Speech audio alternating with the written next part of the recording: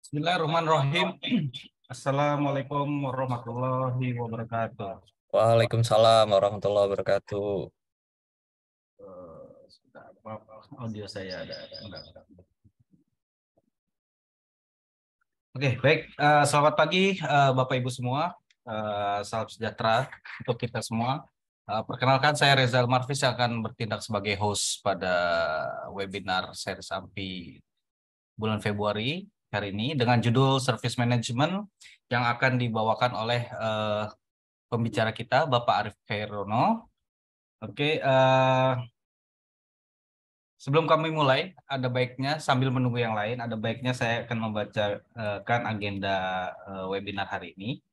Untuk materi pembahasan yang akan dibahas, yang pertama ada Service Quality Mindset, yang kedua Transformation Leadership, yang ketiga Customer Satisfaction Strategy, yang keempat Service Communication, kelima Complaint Management, dan yang keenam Service Recovery. Baik, sebelum kita mulai, kita membaca doa terlebih dahulu. Saya pimpin, berdoa dimulai.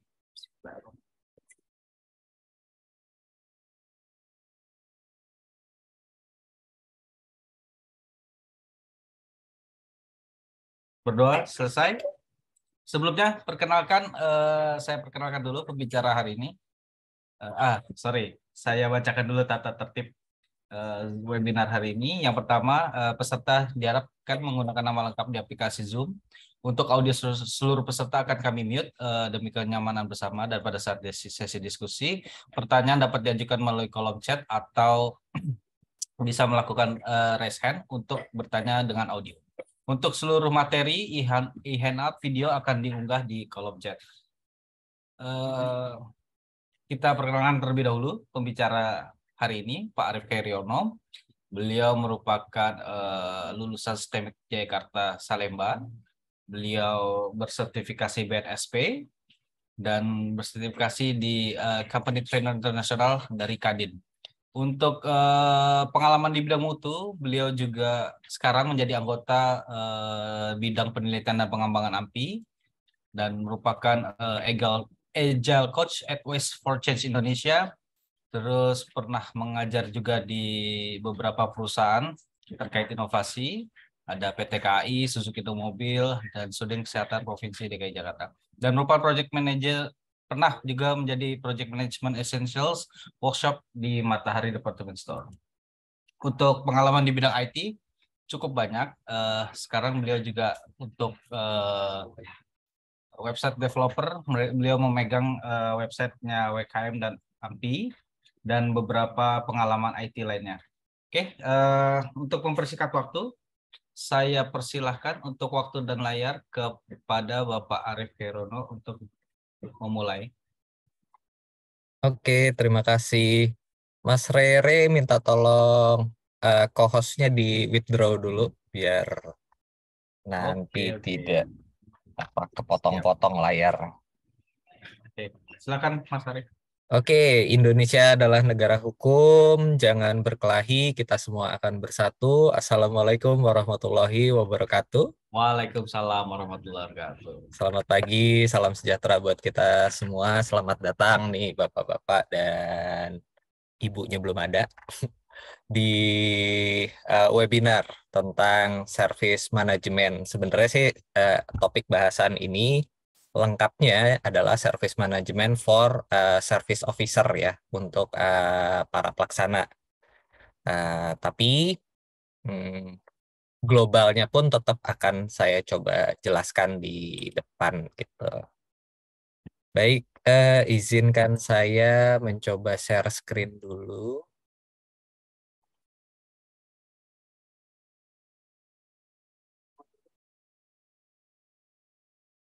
Oke, tadi juga CV-nya udah dibacain sama Mas Rere ya. Jadi saya lanjut aja. Mungkin Bapak Ibu yang sudah langganan ketemu saya di event nasional kita tentang mutu dan produktivitas, yaitu TKMPN. Nah, saya sudah Ya, itu foto yang pojok kiri atas, foto terakhir saya manggung di sana. Saya ini lebih lebih bisa dibilang musisi yang kecemplung di dunia konsultasi manajemen dan services ya. Oke, terus ya saya skip aja. Ini kata orang saya mirip sama figur-figur ini. Dan saya akan awali dengan disclaimer. Satu guru, satu ilmu, jangan ganggu. Karena ilmu tentang pelayanan sendiri itu kan cukup global ya rasanya Bapak Ibu. Harusnya sudah apa ya pasti kan setiap dari kita masing-masing punya punya pelanggan gitu ya, entah itu di dalam organisasi ataupun di kehidupan kita sehari-hari itu ada pelanggan. Jadi pelanggan itu adalah orang yang mendapatkan manfaat dari karya yang kita lakukan gitu kan. Kita setiap hari bekerja, berkarya itu untuk pelanggan-pelanggan kita gitu ya. Oke, tadi juga Mas Rere sudah sempat sharing ya apa yang jadi pokok bahasan. Kita mungkin apa ya ngalir aja nih Bapak Ibu. Maksudnya kalau nanti di tengah jalan ada yang mau ditanyakan ya langsung aja ditanyakan gitu ya. Jadi apa yang dimaksud dengan service? Service itu adalah kalau menurut Ron Kaufman, jadi dia ini orang Amerika yang sekarang tinggal di Singapura. Jadi dia konsultan untuk bidang services.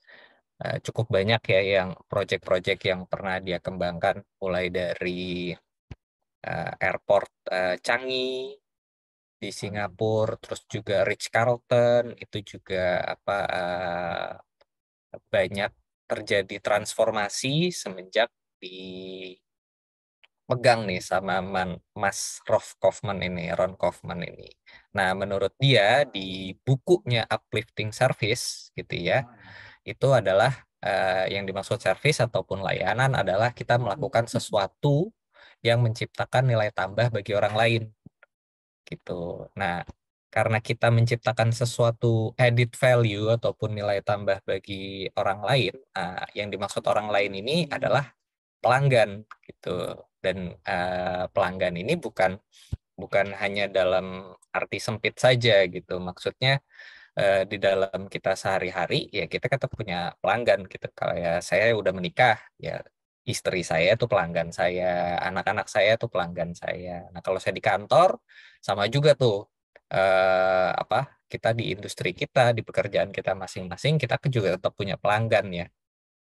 Nanti juga akan saya jelaskan. Jadi ada Pak Kaoru Ishikawa ya yang menggagas kegiatan QCC yang menggagas konvensi apa mutu pertama kali gitu ya tentang sharing gitu ya. Semangatnya sharing. Nah, itu dia salah satu kutipan beliau, dia juga bilang bahwa our next process is our customer. Jadi yang dimaksud pelanggan itu sebenarnya kalau dalam industri nggak hanya dalam arti sempit aja bahwa orang yang membeli produk barang ataupun jasa yang kita hasilkan itu bukan hanya itu saja, tapi proses sebelum kita dan proses sesudah kita itu juga adalah pelanggan kita, gitu ya. Nah, salah satu konsultan yang lain, gitu, selain Mas Ron Kaufman, ada juga Peter Drucker ya. Dia bisa dibilang manajemen guru gitu ya. Dia bilang adalah the purpose of business is to create and retain customer. Jadi tujuan bisnis itu adalah menciptakan dan mempertahankan pelanggan. Ya, di sini kalau saya lihat em,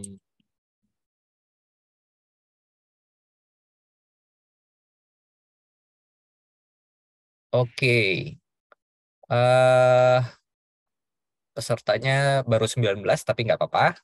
Nah, itu di kolom chat Mas Rere sempat ada sharing ya eh, ke Bapak Ibu gitu ya. Link mentimeter.com. Nah, jadi saya akan close sharing dulu.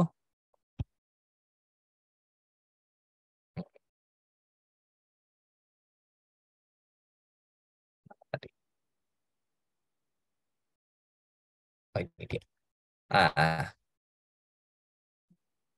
Oke, kalau Bapak mengakses yang di kolom sharing itu, eh, muncul nggak, Mas Rey,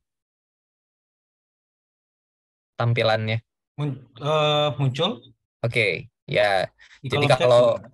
ya kalau mau apa namanya, mau mengaksesnya secara manual, yaitu dibuka di browsernya Bapak Ibu, ketik www.menti.com, lalu nanti masukin kodenya 476282220. Nah, jadi dari persepsinya pelanggan Bapak Ibu nih, orang yang membeli barang ataupun layanan dari perusahaan Bapak Ibu, itu kualitas layanan perusahaan ataupun service officer ya, para pemberi layanan terhadap mereka nih, pembelinya, pelanggannya, itu seperti apa. Kalau digambarkan, nah itu untuk level 1 yaitu buruk, level 2 kurang, level 3 cukup, level 4 baik, level 5 istimewa. Dan sampai saat ini baru 5 responden nih yang memberikan feedback ya, memberikan inputan. Nah, tadi untuk mengaksesnya bisa melalui di kolom chat, tadi Mas Rere sempat bagikan, minta tolong diisi nih supaya saya dapat voice of customer-nya.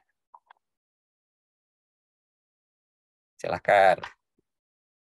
Oke, kalau belum ada yang, oh, nambah lagi. Oh, nambah. Wah, ada yang menjawab kurang sekarang.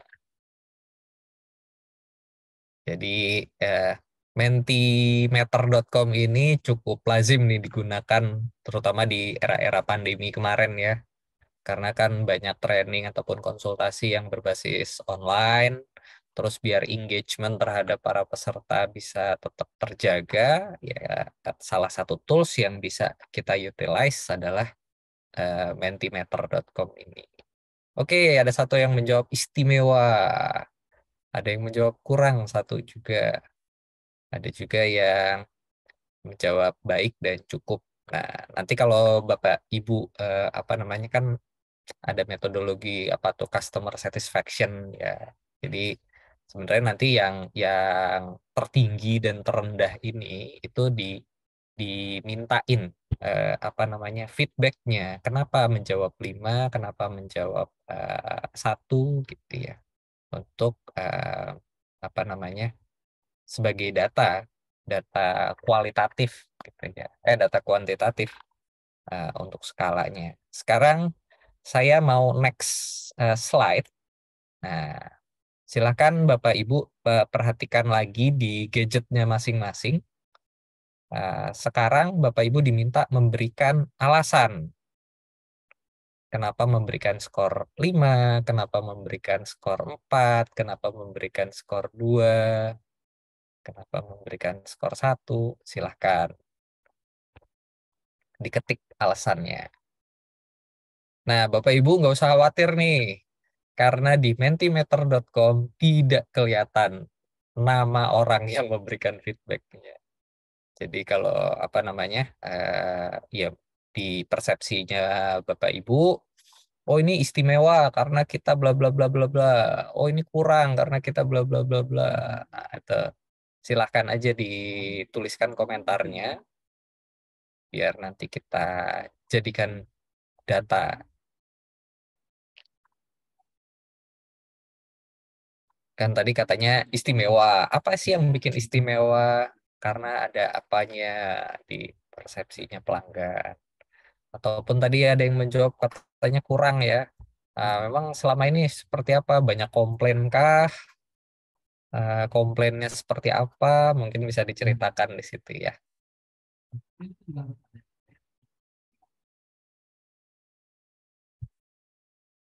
Silakan Bapak Ibu. Masih kita tunggu ya. Kita coba tunggu 1 menit deh.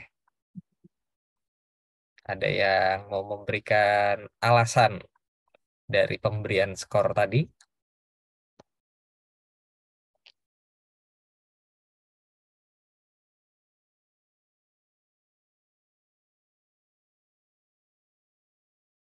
Oke, Mau kita kunci dulu sampai sini?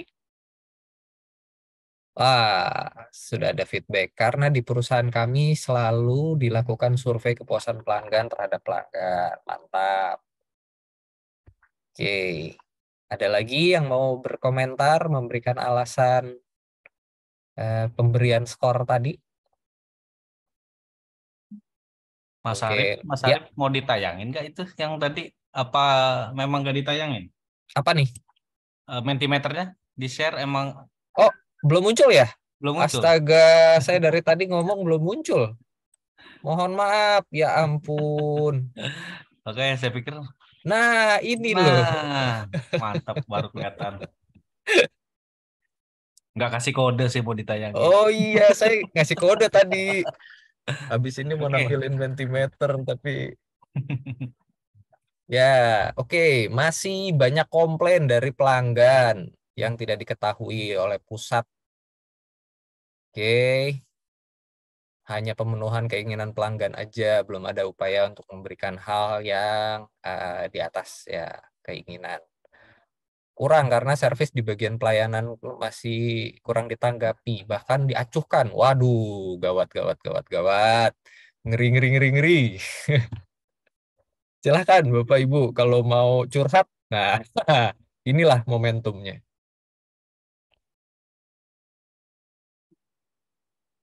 Oke, baru 3 responden nih. Di partisipan list saya ada 25.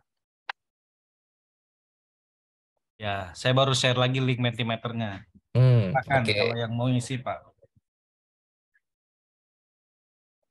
Masih banyak yang baru masuk, Mas Arif, jadi saya Oh share gitu. terus. Oh ya, selamat datang Bapak Ibu yang baru bergabung. Tadi kita udah start duluan ya.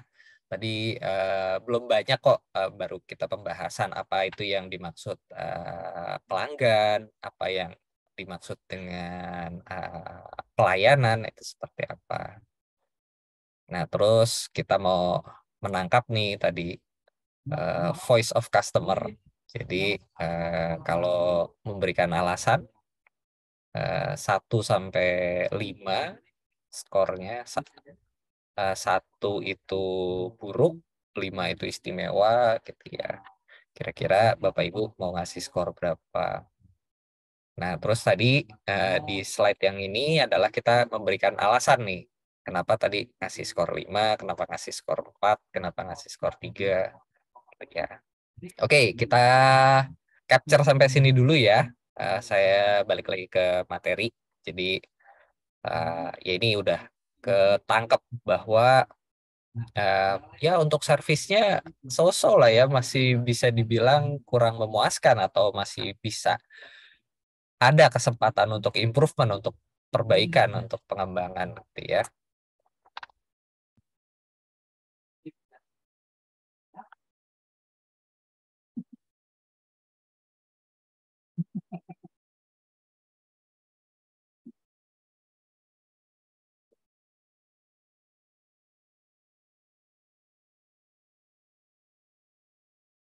Oke,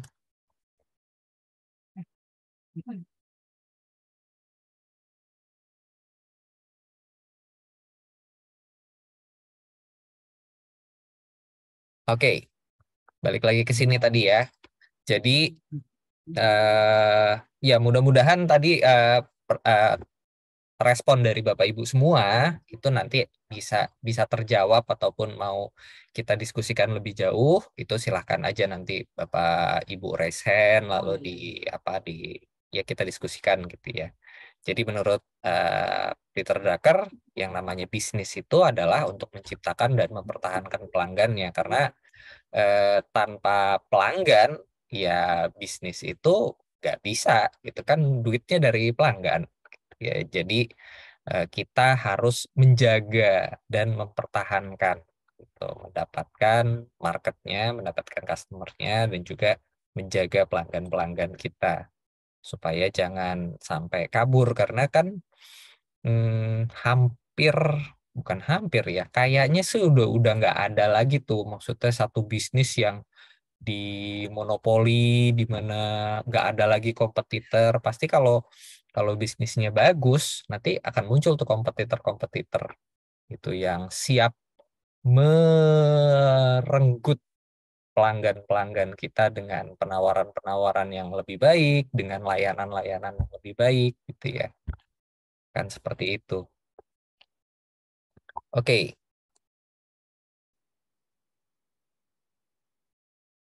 Nah, jadi Bapak Ibu harus punya mindset.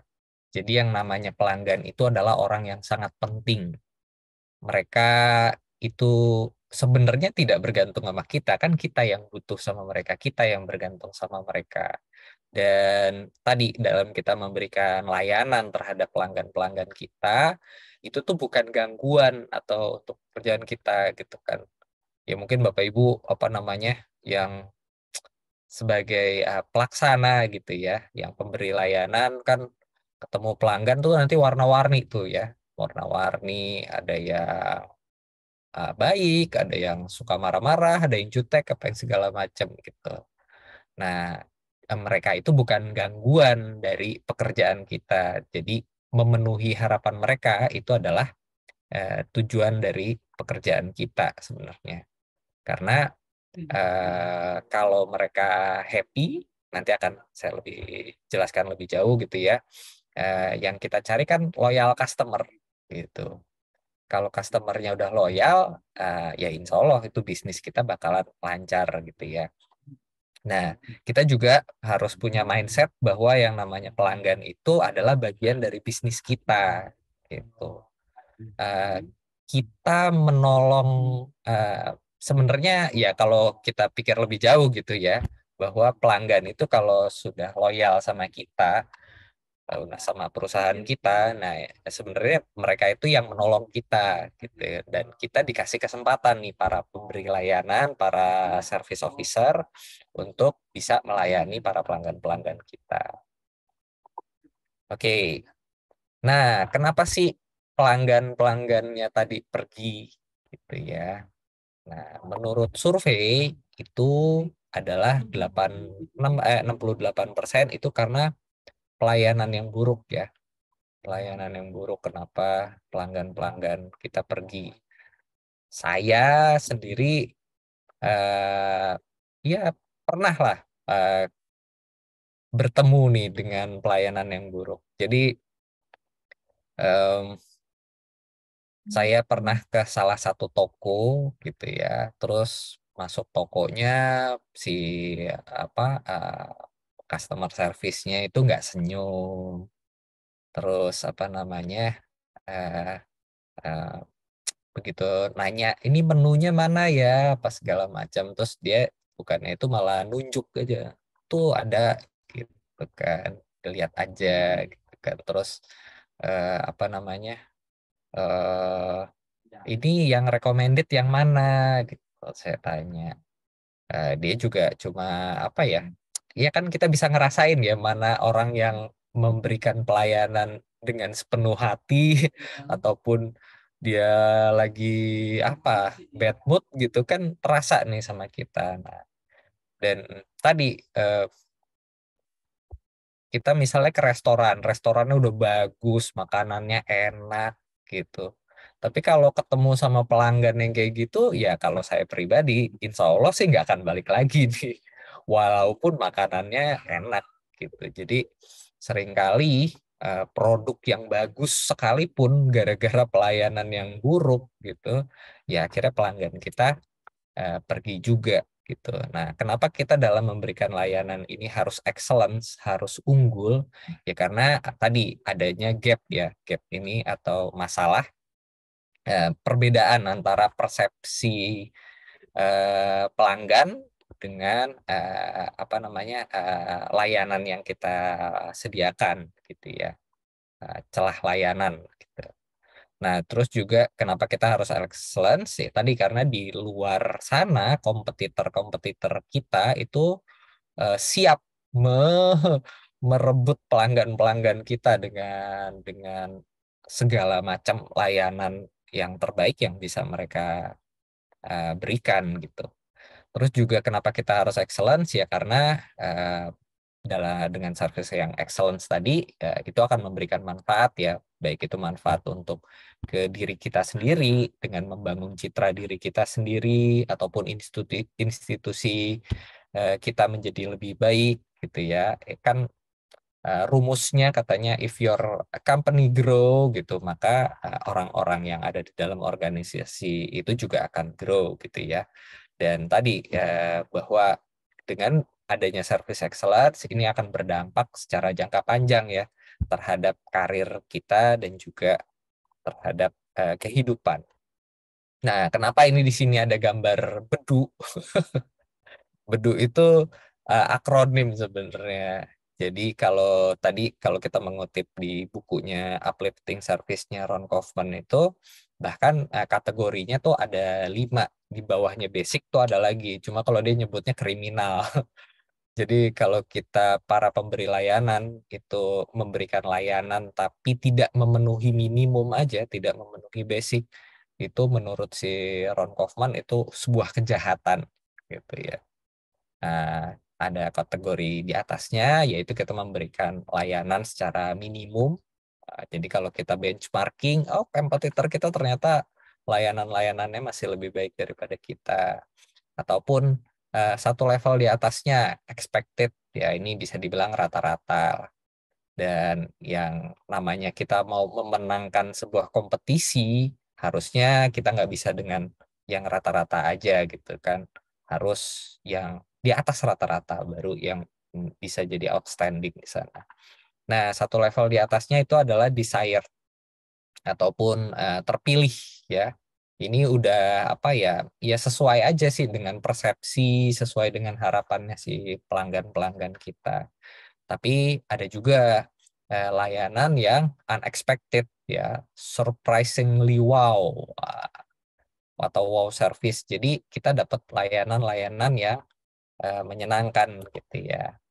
Nanti lebih lanjut akan saya jelaskan. Nah, kenapa sih kita harus melakukan itu semua? Ya karena organisasi kita pengen jadi perusahaan yang berkelas dunia. Dan untuk bisa berkelas dunia tadi, prosesnya harus excellence, orang-orangnya harus excellence, produk barang ataupun servicesnya juga harus excellence gitu ya. Dan dimensi-dimensinya juga kan banyak nih yang harus ya si produknya, dari harganya, dari prosesnya, strateginya, program-programnya, promosinya bagaimana. Nah ini lumayan challenging gitu karena ternyata multifaktor nih untuk bisa menjadi world class company. Nah berikutnya adalah ya ini adalah definisi dari mindset dan service mindset ya. Service mindset itu adalah cara berpikir, cara pandang atau kepercayaan seseorang terhadap aktivitas melayani yang diperkuat dengan keyakinan yang mempengaruhi sikap dan perilakunya. Nah, bagaimana kita membangun service mindset? Pertama, kita bisa tinjau dari aktivitas religi ya. Kan apa namanya? Yes, di dalam agama kita gitu ya.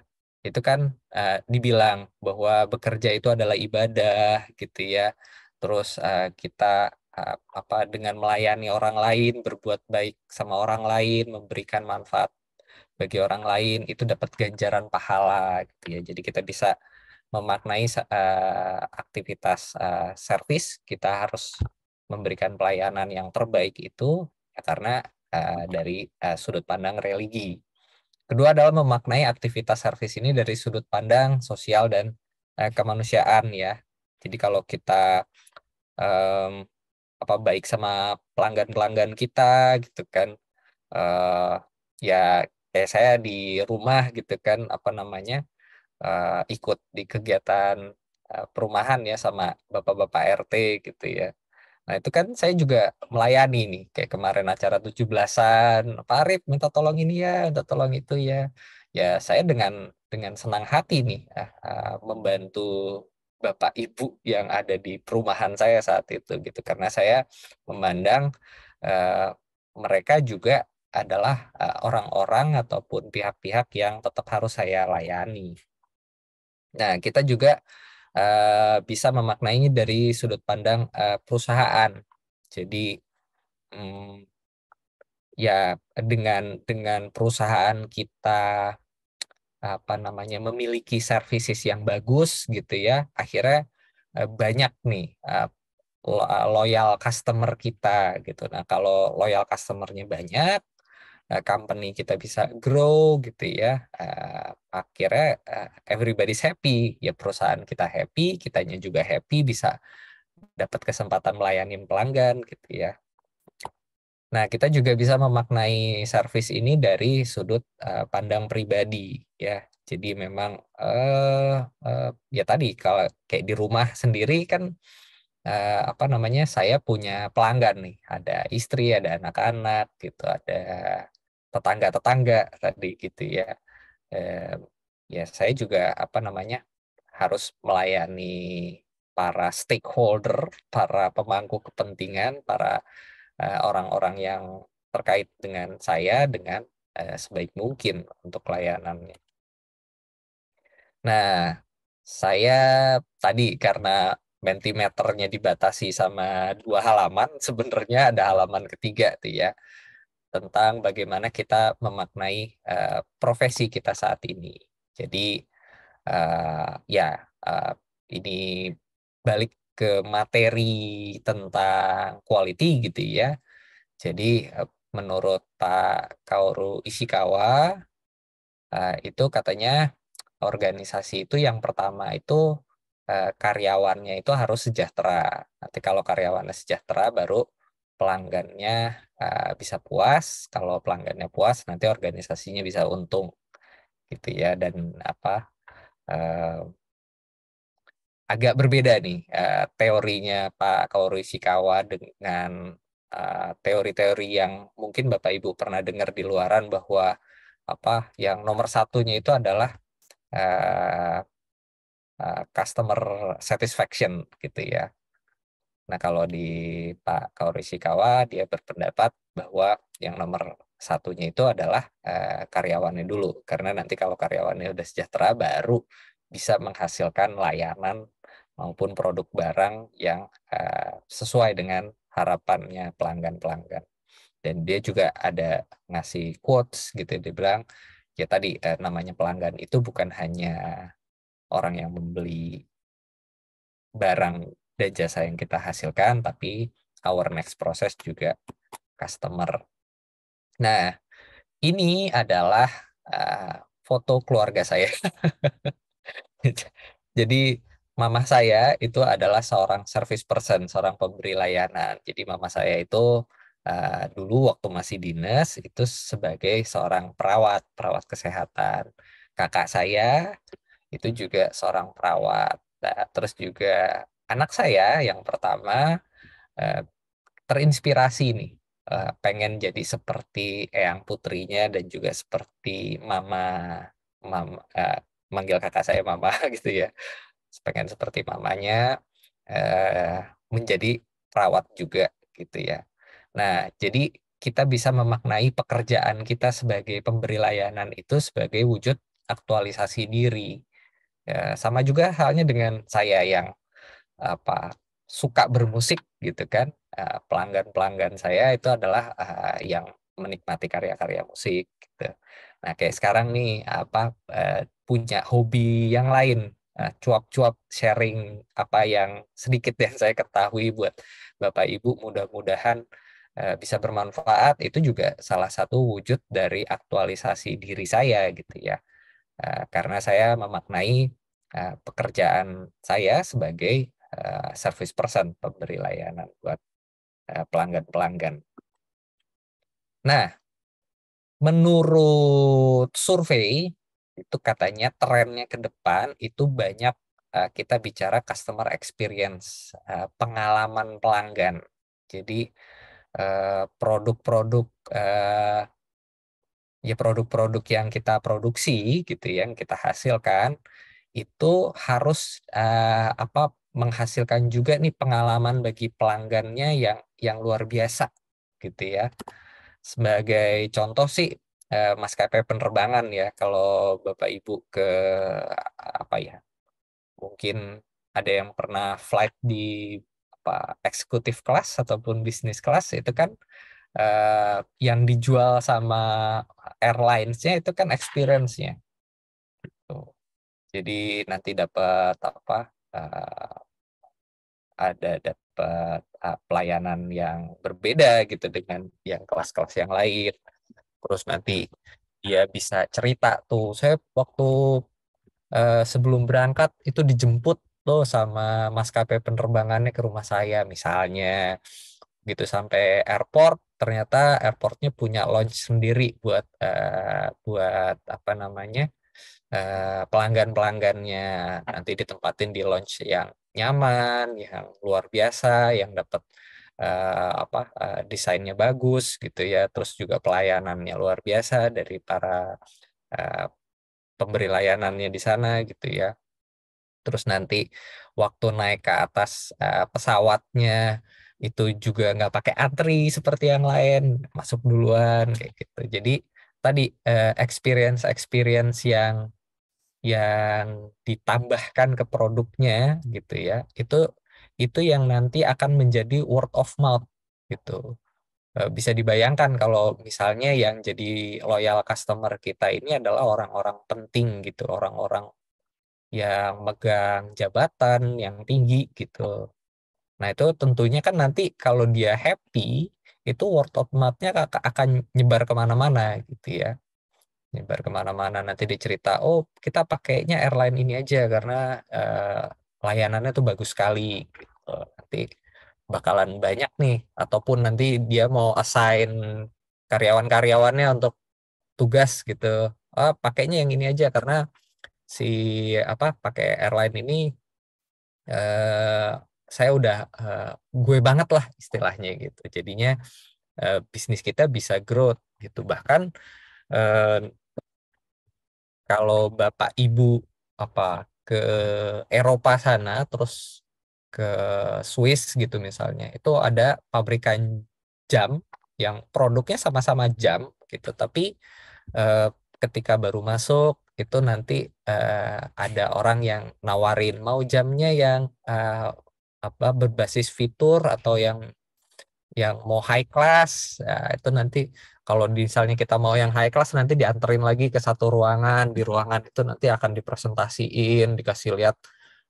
jam-jam yang apa, oh yang ini dipakai sama raja raja Arab misalnya, yang satu lagi dipakai sama siapa, sama Presiden Amerika misalnya kayak gitu gitu. Jadi apa scarcity ya yang dijual adalah nanti kelangkaan dari produk-produk tadi.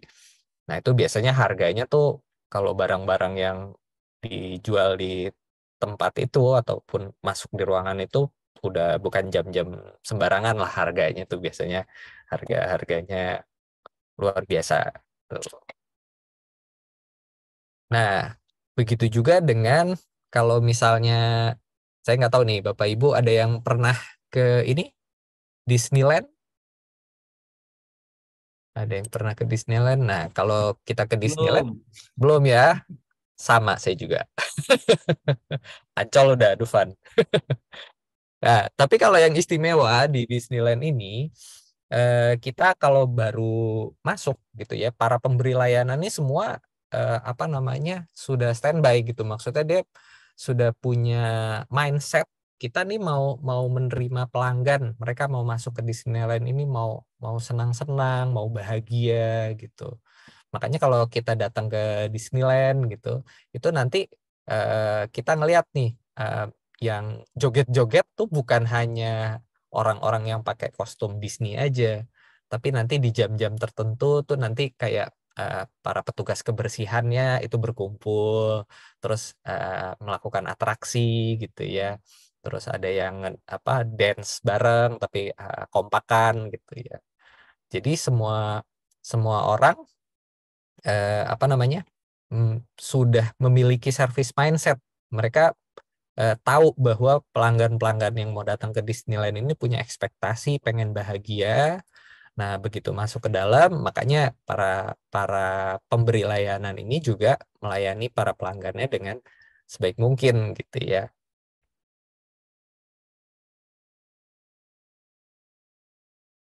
Yeay.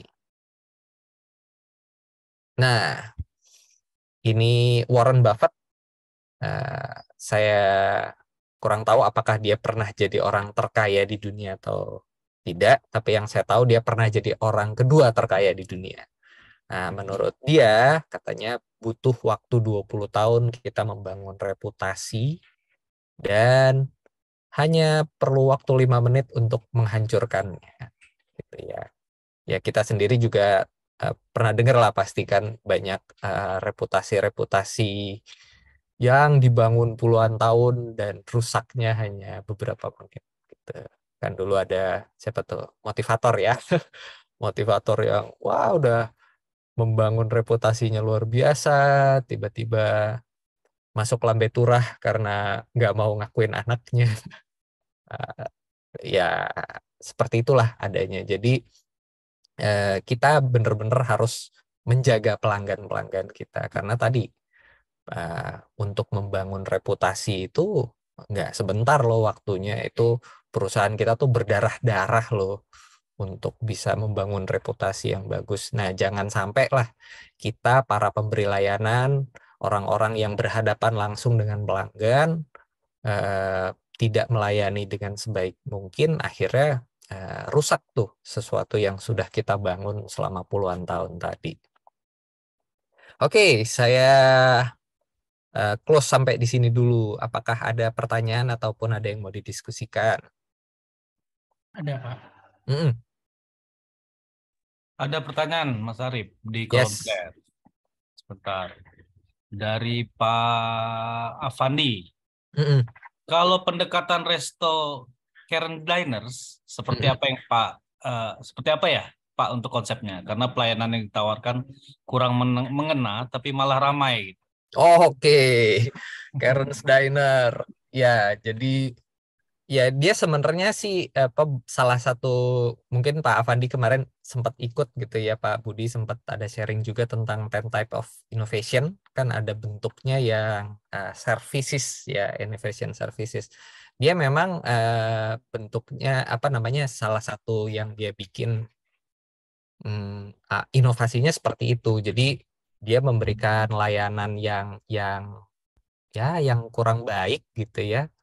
Eh, Kalau yang saya lihat sih kayaknya si Karen's Diner ini untuk sustainnya nggak tahu ya saya. Tapi kayaknya sih kan dia menyalahi prinsip-prinsip apa customer satisfaction ya. Customer kok dimarahin, customer di apa gebrak-gebrak meja depan customer gitu ya. Nah, apa namanya? Mungkin hype-nya saat ini lagi bagus gitu, lagi tinggi. Tapi kalau manajemen Karen's Diner tidak mikirin strateginya untuk sustain, ya apa namanya? Lama-lama sih pelanggan harusnya nggak happy juga sih datang ke restoran yang hari ini oke lah, maksudnya kita bisa ketawa-ketawa karena baru kali ini nih saya ke restoran yang pelayannya malah marah-marahin saya gitu. Tapi kalau minggu depan saya ke situ lagi, mungkin experience-nya nggak sama dengan waktu pertama kali saya datang gitu, yang ketika happy gitu ya. Mungkin seperti itu jawaban saya, Pak Avandi. Ya, jadi, Selanjutnya ada dua lagi nih ya, Mas, sebelum masuk ke mm-mm, pembahasan berikutnya. Dari Pak Ferry Sutanto, mm-mm. pujian yang pertama nih, sharingnya sangat Waduh, bagus dan implemented, Mas Arif. mm-mm. Bagaimana Makasih. menurut Mas Arif dengan pelayanan yang harus diselesaikan oleh beda orang atau Mm-mm, fungsi, dikarenakan tupoksi antara bagian komersial atau marketing, dalam kurung pengelola feedback pelanggan dengan bagian produksi, dalam kurung pelaksana perbaikan produk. mm. Jadi maksudnya bagaimana menurut Mas Arif nih dengan pelayanan yang harus diselesaikan oleh beda-beda orang gitu. Betul. Iya, memang setiap orang punya tupoksinya sendiri-sendiri gitu kan. Kadang apa kalau kita kalau menurut saya yang pertama kali ketika kita berhadapan sama pelanggan, kita selesain dulu nih sama pelanggannya gitu. Kalau apa namanya tentang sinergitas dengan rekan kerja kita itu nanti di belakang aja langsung kita diskusikan sama rekan kerja ataupun bisa difasilitasi sama pimpinan gitu ya. Ini gimana nih, kita ada pelanggan yang komplain gitu ya. Uh, ataupun ada feedback dari pelanggan, ini domainnya bukan domain saya gitu, adanya di domain yang lain gitu. Ke pelanggannya kita solusikan dulu, kita berikan solusi dulu yang terbaik buat pelanggannya. Kalau untuk sinerginya untuk kerjasama ke bagian lain, yaitu nanti diselesaikan secara adat aja di belakang. Seperti itu, Pak Riri. Selanjutnya ada dari Mas Reza Hendrawan dari PSP. Pagi Mas Arif, izin nanya nih terkait materi dan penyampaiannya yang menarik sekali. Bagaimana caranya memberikan customer service kepada konsumen ketika kita akan menawarkan atau memasarkan produk barang atau jasa secara online, serta bagaimana cara untuk follow up ke konsumen tersebut agar produk kita bisa sold out. Terima kasih sebelumnya Mas Arif. Oke. Bagaimana melakukan sales? Ya. Memberikan customer service, Mas. Oke, memberikan customer service. Kita menawarkan memasarkan produknya secara online. Ya, memang ada services ya yang cocok kalau kita lakukan secara online, dan juga ada yang ya butuh effort lebih lah kalau memang mau dilakukan secara online gitu ya. Jadi kayak kemarin waktu pandemi itu kan memang ya semua orang terdampak lah ya, maksudnya apalagi para pemberi layanan gitu. Ada yang memang kita seoptimal mungkin lah menutilize perangkat-perangkat yang ada di online-nya tadi gitu, supaya bisa bisa dirasakan sama pelanggan-pelanggan gitu. Jadi kalau pelanggannya nanti happy gitu ya, kan bisa juga nih nanti dia tertarik dengan produk barang ataupun jasa kita, walaupun itu dilakukan secara online gitu. Masih mute Mas Rey? Ya, oke. Satu lagi, apa mau lanjut dulu? Lanjut dong. Pertanyaan dulu dong. Oke, baik. Bagaimana dari Pak Dodi Derajat nih, Mas Arif? Bagaimana mengukur indikator proses pengalaman pelanggan dan memastikan perlakuan yang adil untuk pelanggan dan segmentasi pelanggan? Oke. Kalau mengukur kepuasan pelanggan, ada customer experience ya, metode CX. Terus juga untuk pengukuran yang lain kan ada juga NPI ya, Net Promoter Index. Jadi kita bisa juga mengukur seberapa jauh pelanggan-pelanggan kita mau merekomendasikan produk-produk kita gitu ya, pakai metode NPI juga bisa gitu. Terus juga untuk memastikan perlakuan yang adil untuk pelanggan dan segmentasi pelanggan. Ya memang segmentasi pelanggan kan memang ada yang by design diciptakan segmentasi itu gitu. Tapi kalau memang produk layanan kita ini bukan untuk yang disegmentasi gitu ya, ya kita harus memperlakukannya secara sama gitu. Kalau kita ke perbankan itu kan ada perbankan prioritas dan juga ada yang perbankan biasa gitu ya, bank biasa. Nah itu memang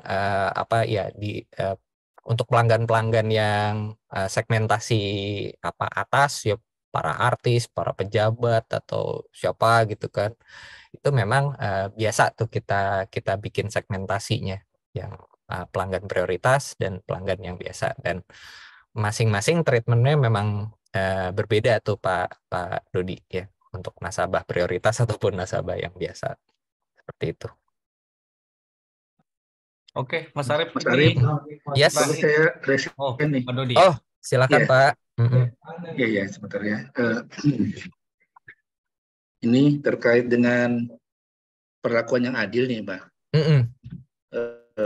Betul tadi Bapak sampaikan kalau untuk mengukur kepuasan ada beberapa tools ya.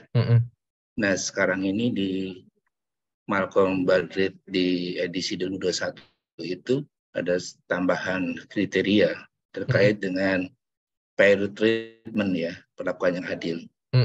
Nah, tentunya ini akan begitu luas sebetulnya cakupannya ya.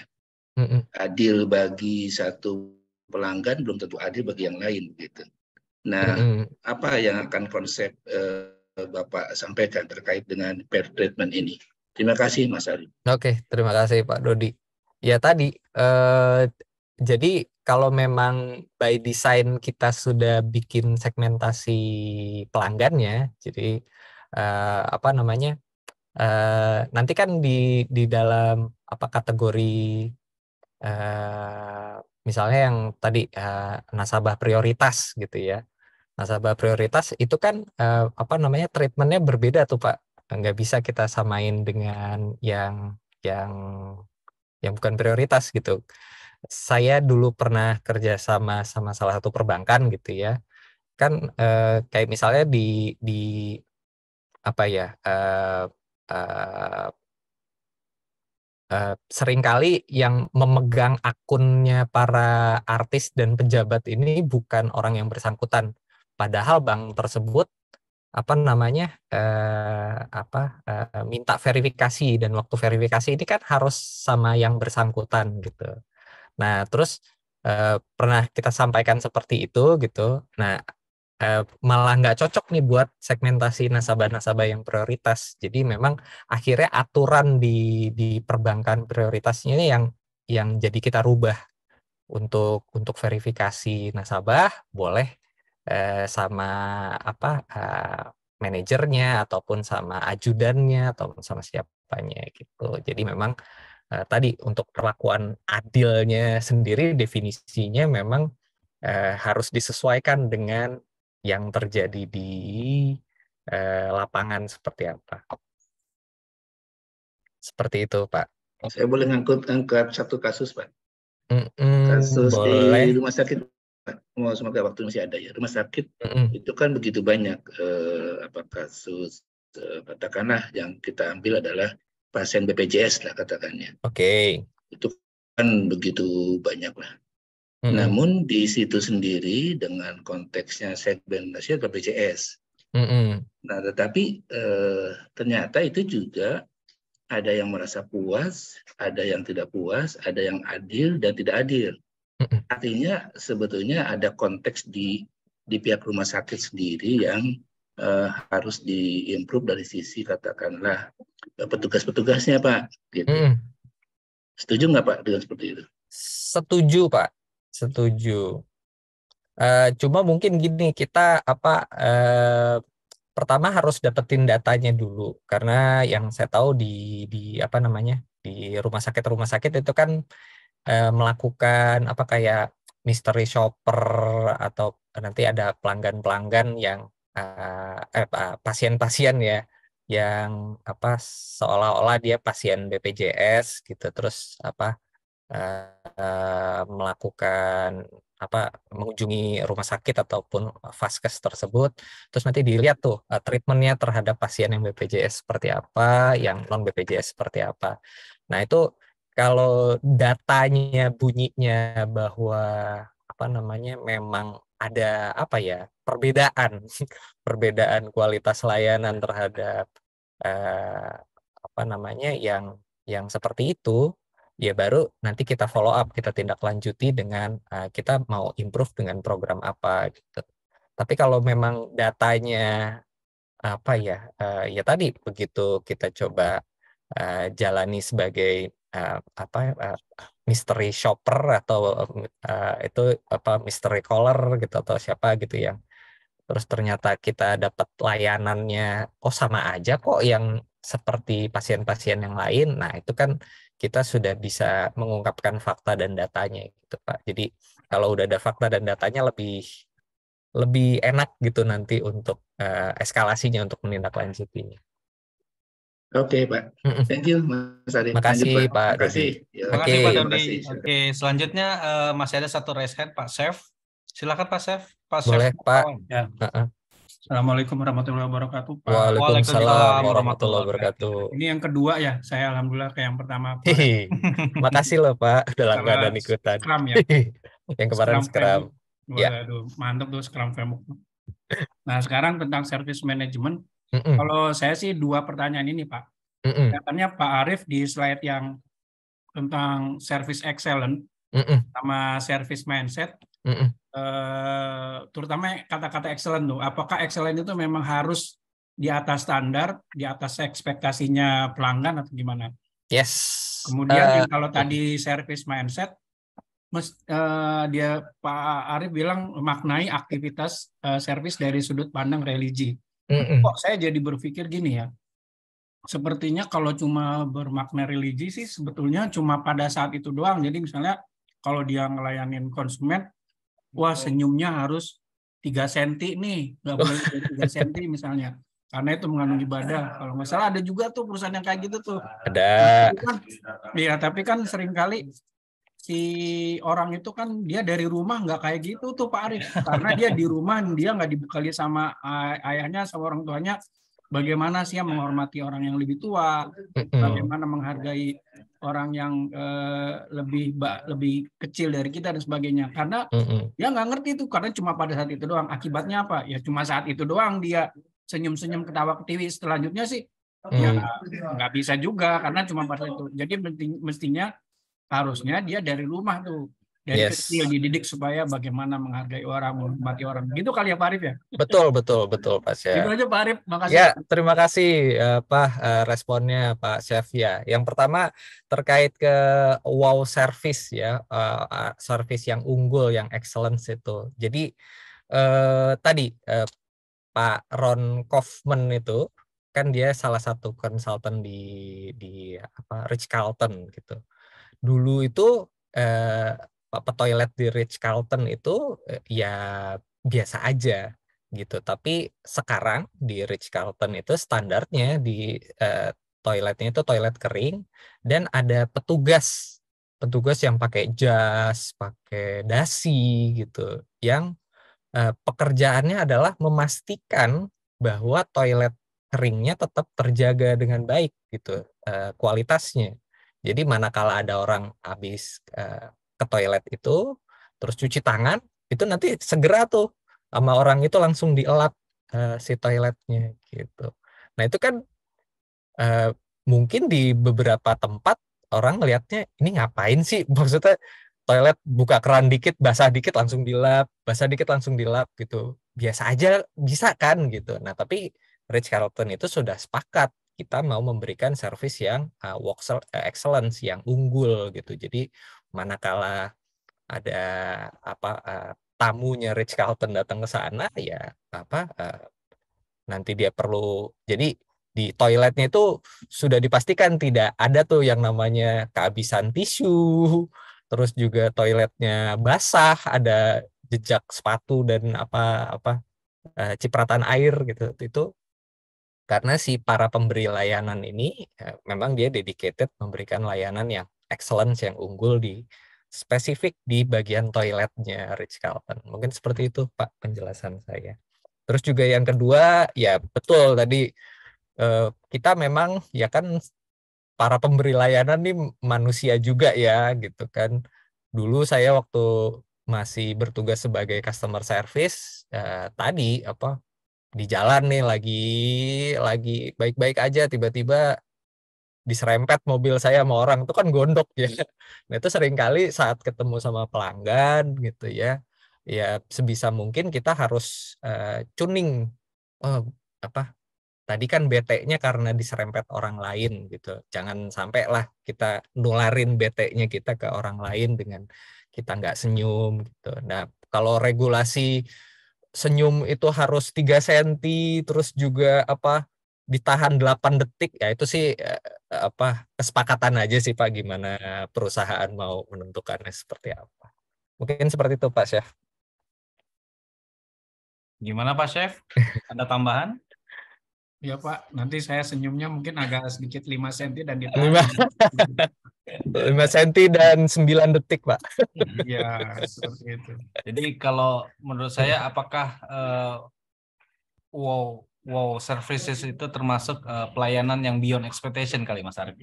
Ya, jadi yang nggak diduga-duga, wah, yang nggak diduga-duga gitu kan. Maksudnya jadi kan kita gini, lazimnya ngelihat toilet nggak ada petugasnya. jadi kan gini Pak Arif, misalnya di nasabah bank tuh ada SLA namanya. Betul, service level agreement. Apakah excellent itu yang dimaksud kalau lo kasih 2, gua kasih 3 deh. Maka lo bilang lo itu excellent namanya. Enggak gitu kan? Apa gitu ya Pak? Tidak begitu, tidak begitu. Jadi service level agreement itu standar aja. Jadi kalau kita achieve di atas SLE ya standar gitu, memang harusnya achieve di atas SLE gitu. Tapi yang dimaksud dengan expectation itu si pelanggan kita nih menerima sesuatu yang yang bikin dia terkagum-kagum lah gitu, maksudnya wah ini ternyata di tempat ini layanannya tuh sedalam itu gitu loh sama pelanggannya gitu Pak. Oke, mungkin masih ada pertanyaan atau siap dilanjut Mas Arif? Kita lanjut dulu kali ya. Oke, siap, silakan.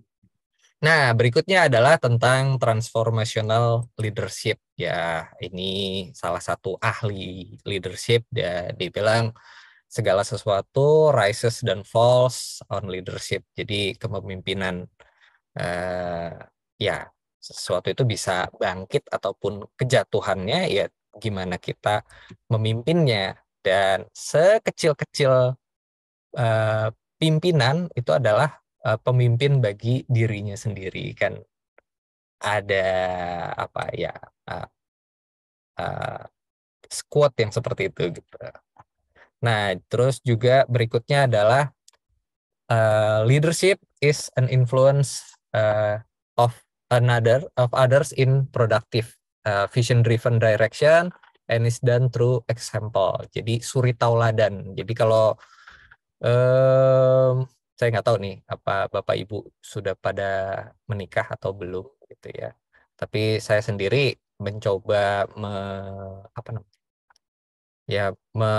memposisikan diri gitu ya ke istri, ke anak-anak saya itu sebagai leader yang mencontohkan gitu. Jadi kalau memang saya pengen istri dan anak-anak saya tidak jadi orang yang pemarah, ya saya juga harus mencontohkan sebagai pribadi yang bukan pemarah gitu, karena akan sangat aneh kalau sayanya orang pemarah tapi saya punya harapan anak dan istri saya menjadi orang yang tidak pemarah misalnya gitu ya. Nah, apa sih kenapa kita harus memimpin berubah menjadi leader gitu ya? Karena kan ya di agama saya gitu ya, ada 3 hal yang tidak pernah berubah. Yang pertama Tuhan, yang kedua itu kitab suci, yang ketiga adalah perubahan itu sendiri. Jadi perubahan adalah hal yang konstan, yang pasti terjadi gitu. Jadi dan manakala terjadi perubahan-perubahan itu, kita sebagai pemimpin, minimal pemimpin diri sendiri, itu juga harus bisa mengelolanya. Nah, dalam pengelolaannya ada yang namanya plan perubahan yang terencana dan perubahan yang tidak terencana gitu ya. Jadi perubahan yang terencana itu adalah perubahan yang dilakukan sebagai bentuk preventif ya, ataupun kita mau meraih satu peluang di masa depan gitu. Tapi juga ada juga perubahan-perubahan yang terjadi karena sifatnya reaktif. Ada masalah, ada customer komplain gitu. Terus kita baru bereaksi untuk memimpin perubahan tadi. Nah, terus juga ya tadi bahwa yang namanya kepemimpinan itu harus dengan suri tauladan ya, gitu kan. Di apa ya, di Nabi Muhammad sendiri juga bilang bahwa apa namanya, segala sesuatu hal yang baik itu, maka saya adalah orang yang pertama kali mencontohkan itu, gitu. Jadi tidak ada tuh apa statement-statement ataupun nyuruh-nyuruh apa segala macam tapi nggak dicontohin gitu ya sama Nabi Muhammad, itu tidak ada. Semua hal baik itu pasti dia yang contohin pertama. Maksudnya berbuat baik sama orang, berbuat baik sama tetangga, berbuat apa, ada orang kelaparan dikasih makan gitu. Terus ya itu semua hal-hal baik tadi akan efektif kalau memang diberikan dengan suri tauladan. Nah, ini kalau dikaitkan dengan services. Nah, ini juga salah satu gambar dari film Captain America. Jadi kan di Avenger itu katanya pemimpinnya Captain America. Jadi apa? Ini scene di mana Captain Amerikanya belum di apa tuh? Belum dijadiin lah sama si profesornya, jadi badannya gede masih, tapi jiwa kepemimpinannya si Kapten Amerikanya udah ada gitu kan. Di adegan ini ada apa, jenderalnya ngelempar granat gitu kan, yang lain pada kabur. Nah, si Kapten Amerikanya justru si granatnya ditutup nih pakai badan dia buat melindungi orang-orang apa, prajurit-prajurit yang lain supaya nggak terkena dampak pecahan granatnya gitu. Ini salah satu penggambaran uh, leadership tuh ya harusnya seperti itu. Nah, saya balik lagi ke apakah ada yang mau ditanyakan atau yang mau didiskusikan terkait ke tadi tentang service mindset ataupun transformational leadership-nya.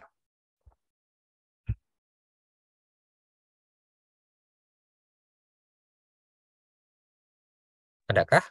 Kalau belum ada, saya lanjut. Berikutnya adalah kita bahas tentang customer satisfaction strategi ya. Jadi apa nih experience yang dari satu survei yang dilakukan gitu ya terhadap sejumlah responden gitu. Kalau ada mengalami poor customer experience gitu ya, yang 56% itu berpendapat bahwa gua nggak akan balik lagi tuh ke perusahaan tadi ya, ke company tersebut. Terus 52%, nah ini yang ngeri sedap nih. Jadi dia nanti akan menceritakan nih experience yang jelek-jelek tadi ke orang lain ya, ke keluarganya, ke teman-temannya, ke kerabatnya. Dan ada yang 54% juga akan melakukan eskalasi gitu terhadap supervisornya ataupun manajer yang bertugas di sana gitu. Nah, kenapa kita perlu strategi? Karena tadi pelanggan-pelanggan kita nih punya expected services, jadi ada harapan-harapan ya. Jadi nanti dia sebagai pelanggan menerima layanan tuh seperti apa gitu. Terus juga aktualnya menerima layanannya seperti apa, perceived service-nya. Nah, itulah yang kita tentukan sebagai service quality kita, kualitas layanan kita. Nah, kalau kualitas layanan kita ini bagus, tadi bedu tadi ya, di atas harapan customer, unexpected gitu ya, itu bisa tercapai ini yang namanya customer satisfaction. Nah, kalau customernya sudah puas, sudah satisfaction, itu dia bisa menjadi loyal customer gitu. Saya dulu pernah apa namanya? Jadi saya dulu pernah ngelamar kerja di salah satu tempat distributor alat musik gitu kan. Cuma yang keterima drummer saya waktu itu. Nah, terus satu hari drummer saya ini dapat pelanggan. Saya nggak tahu namanya siapa, cuma kita berdua manggilnya Bu Tajir gitu ya, karena tajir banget. Jadi dia beli satu alat musik gitu. Tadinya apa tuh? Roland RD 700 Next Generation ya. Nah, itu aja kan harganya udah lumayan tuh si keyboard tadi. Nah, tadi begitu kita nganterin barang, terus services kita bagus terhadap Bu Tajir ini gitu. Akhirnya dia jadi ini loyal customer gitu. Besok-besoknya, Bu, nih kita punya stand keyboard buat RD 700-nya nih yang bagus gitu kan. Berapa Mas Arif? Ya 14 juta aja. Langsung dibeli gitu.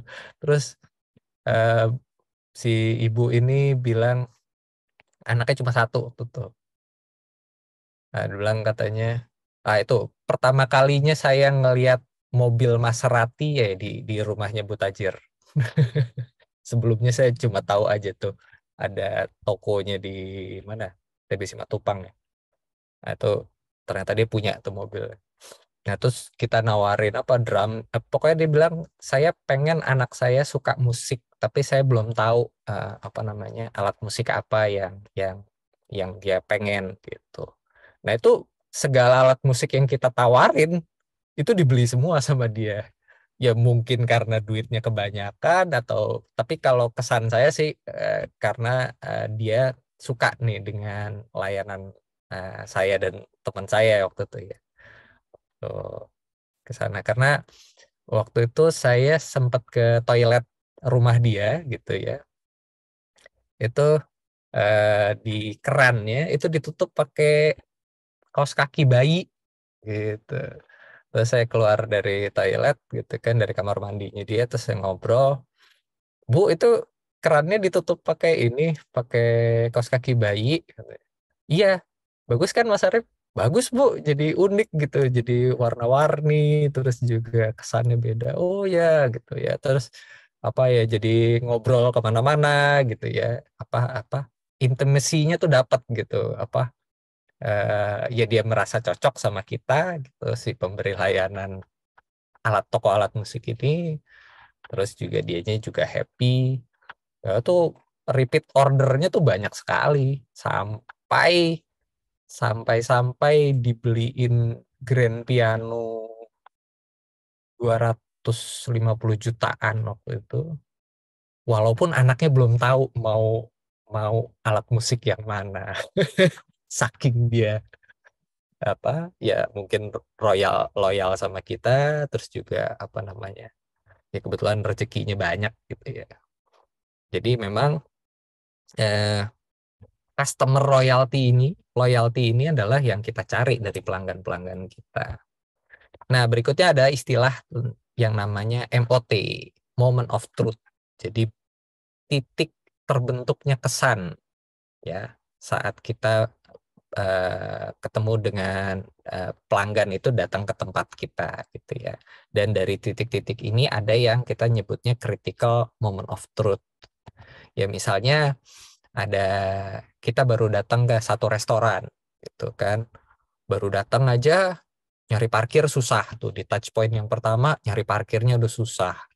Begitu masuk ke touch point yang kedua, masuk pintu gerbangnya antri karena mungkin waktu itu masih PPKM, harus harus scan peduli lindungi dan sebagainya itu udah ngantri.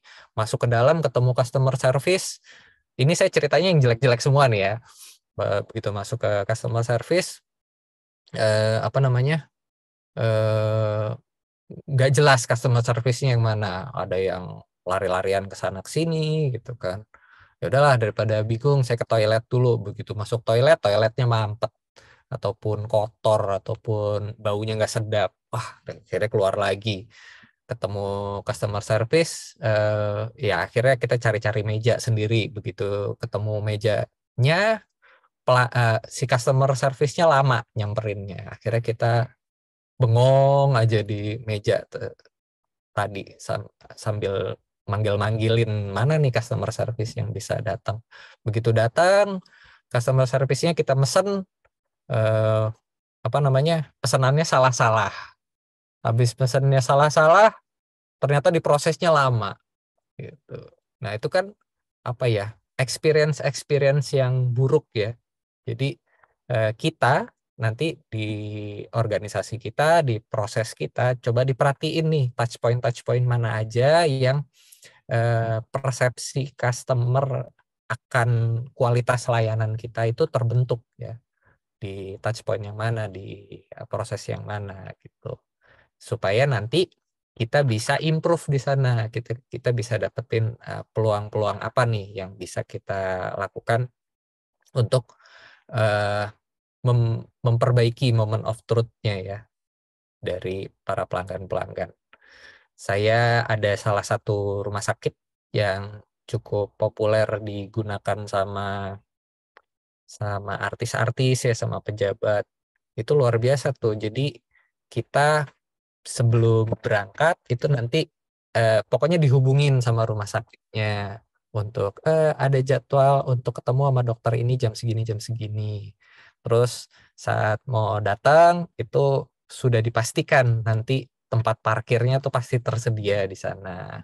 Terus juga ketika dia nanti tiba di sana itu jalur tempatnya ada 2 tuh. Jadi kalau yang jalur yang pertama penuh gitu untuk masuk ke lobinya ya, itu dia bisa pakai jalur yang kedua, jadi nggak perlu ngantri di satu jalur. Nanti begitu masuk ke dalam itu udah ada face recognition, jadinya sudah bisa kenal langsung sama pelanggan yang datang, sama pasien yang datang, terus nanti langsung diarahkan ketemu dokter. Ketemu dokternya juga ada standarnya, nggak boleh kecepatan, terus juga nggak boleh kelamaan juga gitu saat ngobrol-ngobrol sama dokter. Nah itu semua moment of truth-nya itu dijagain nih sama rumah sakit ini ya, untuk supaya pasien-pasien yang datang ke rumah sakit ini mendapatkan customer experience yang luar biasa jadinya. Terus waktu ngambil obat ya nggak perlu mondar. Terus juga ketika dia mau tanya laboratorium di mana, di mana, semua petugas di situ tahu tugas dan fungsinya gitu ya. Nah, berikutnya adalah Google itu memperkenalkan istilah namanya ZMOT ya, Zero Moment of Truth.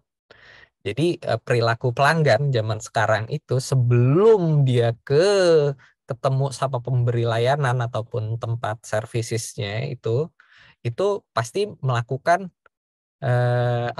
background checking dulu, buka dulu di Google, lihat reviewnya, lihat pelanggan-pelanggan yang udah pernah beli barang ataupun jasa di situ seperti apa responnya gitu. Itu makanya kalau kita lihat di aplikasi-aplikasi jualan tiket ya, tiket hotel, tiket pesawat dan lain-lain, itu pasti ya, kalau saya pribadi saya sering kali yang dilihat pertama gitu ya, ataupun di marketplace juga kayak gitu. Yang saya lihat pertama itu adalah review dari orang-orang yang sudah pernah membeli barang ataupun jasa di tempat itu gitu. Kalau memang reviewnya bagus, baru saya terusin. Tapi kalau emang experience yang dialami sama pelanggan-pelanggan itu jelek, ya insya Allah sih saya nggak akan ke situ gitu loh. Pasti cari yang lain lah, cari yang reviewnya bagus. Walaupun saya sama sekali belum pernah ke tempat itu ataupun berinteraksi sama perusahaan itu. Jadi review itu sangat penting. Nah, ini salah satu dari customer experience guru ya. Every single customer interaction, even the most minute details of interaction is an opportunity for you to create something remarkable. Jadi tadi di setiap titik-titik touch point tadi itu sebenarnya sebuah peluang buat kita memberikan value loh sama pelanggan-pelanggan kita. Kan tadi yang dimaksud services adalah memberikan added value, memberikan nilai tambah kepada pelanggan-pelanggan ya. Jadi seperti itu. Oke, ada yang mau ditanyakan, yang mau didiskusikan? Saya mau nanya Pak Arif. Punten, Pak Rizal. Assalamualaikum warahmatullahi wabarakatuh. Waalaikumsalam warahmatullahi wabarakatuh. Pak Khotibul Umam. Betul, Pak. Perkenalkan saya dari telepon, Pak. Dari mana, Pak? Maaf. dari Cilegon. Cilegon, siap. Biasa temannya Pak Toto, Pak Sep. Passwordnya Pak apa Alim. passwordnya ya? Aduh, Kuis ya. Ya Pak Reza. jali-jali. Ini gini. Saya kalau saya mungkin ingin menanyakan apa ini kasus atau apa ya? Pertanyaannya itu gini, apakah yang menjadikan suatu bisnis itu akan berkembang itu ditentukan oleh suatu tempat saja, ya kan tempat, produk, kan ya, promosinya, kan ya, nah itu dan lain sebagainya itu. Nah, karena ini saya mengamati di Cilegon tuh kan ada jalur yang saya nilai itu jalur nganulah primadona untuk bisnis. Tapi ada 1-2 tempat saya amati selama taruhlah 30 tahun. Itu tempat itu kalau tempat saya nilai sangat strategis sekali. Karena memang itu di jalur utama, ada parkir dan lain sebagainya. Tapi dalam waktu 30 tahun ini toko itu sudah ganti yang jualan tuh berkali-kali. Terus jenis produknya itu juga udah ganti berkali-kali.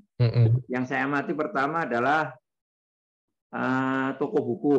Udah dikelola bagus, modelnya kayak Gramedia kan, lumayan bagus. Nggak jalan lama itu, mungkin hanya 3-4 tahun hilang. Terus diganti yang seperti kayak elektronik, juga sekitar 3-4 tahun hilang. Terus yang terakhir juga cukup lumayan, yang megang tuh punya cabang di Cilegon tuh buka di mana-mana. Nah itu, ini kayak elektronik, malah ini lebih cepat, elektronik lagi lebih cepat kayak TV dan lain sebagainya itu ya. Ini juga tutup, sekarang diganti furniture. Nah pertanyaan saya, ini tempat padahal layak sekali. Saya jadi bertanya-tanya, ini apakah teorinya yang salah, ya kan? Apakah teorinya yang salah, atau memang? Tapi saya nggak lebih jauh melakukan pendekatan ke tadi, yang namanya survei pelanggan, bagaimana melayaninya, bagaimana harganya, kan gitu ya. Tapi yang jelas saya fakta di lapangan itu, tuh. Makanya dengan diskusi yang Bapak sampaikan ini, saya jadi gatel nih. Kira-kira apa ya itu Garuk yang dong kalau gatel. Bapak bisa begitu itu gimana? Mohon Pak Arif. Kalau ngikutin salah satu istilah di apa ya, Six Sigma gitu ya, ada juga yang bilang katanya kita ada yang namanya critical to quality. Jadi dalam satu produk, barang ataupun layanan itu kan ada yang yang kritikalnya, yang pentingnya gitu ya, kayak misalnya restoran. Ya restoran yang critical to quality-nya harus rasanya gitu. Mau tempatnya sebagus apapun, kalau rasanya nggak keruan, ya kayaknya sih nggak akan favorit juga gitu kan. Misalnya mejanya dari emas gitu kan, restorannya gitu. Ya kalau yang kritikalnya tadi nggak dijagain ataupun nggak terpenuhi, harusnya sih para pelanggan tuh nggak happy dengan apa namanya, dengan tempat itu gitu ya. Nah kalau tadi di tempat itu udah warna-warni, pernah ngejalanin apa namanya, ada yang usaha furniture, ada yang usaha apa gitu ya, tapi nggak ada yang works satupun, ya mungkin coba ditinjau udah terpenuhi atau enggak tuh kemarin yang unsur-unsur yang kritikalnya tadi, yang sesuai sama persepsinya pelanggan.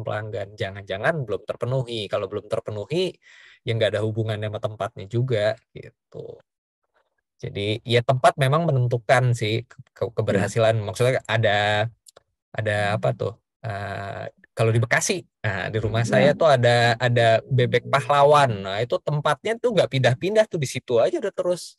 Maupun sekelilingnya bola kapal digusur, tetap aja dicari dari situ karena menurut dia itu lokasinya udah strategis banget buat dia. Gitu, Pak. Gitu ya.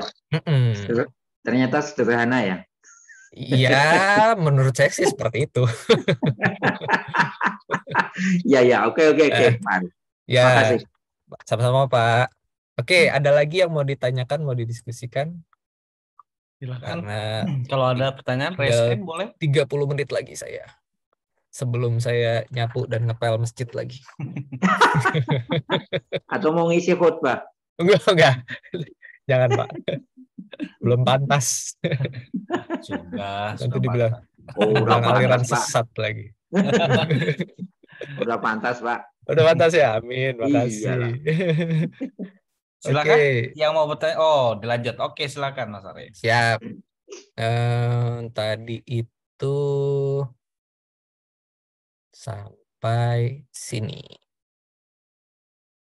Nah, berikutnya adalah kita bicara tentang service communication. Jadi kita para pemberi layanan ya harus kan apa yang ada di benak kita gitu ya harus di apa namanya? Kita punya ide nih gitu. Idenya kita sampaikan gitu ya dalam konten dan konteks yang sesuai dan cara menyampaikannya bisa secara verbal, secara visual gitu ya.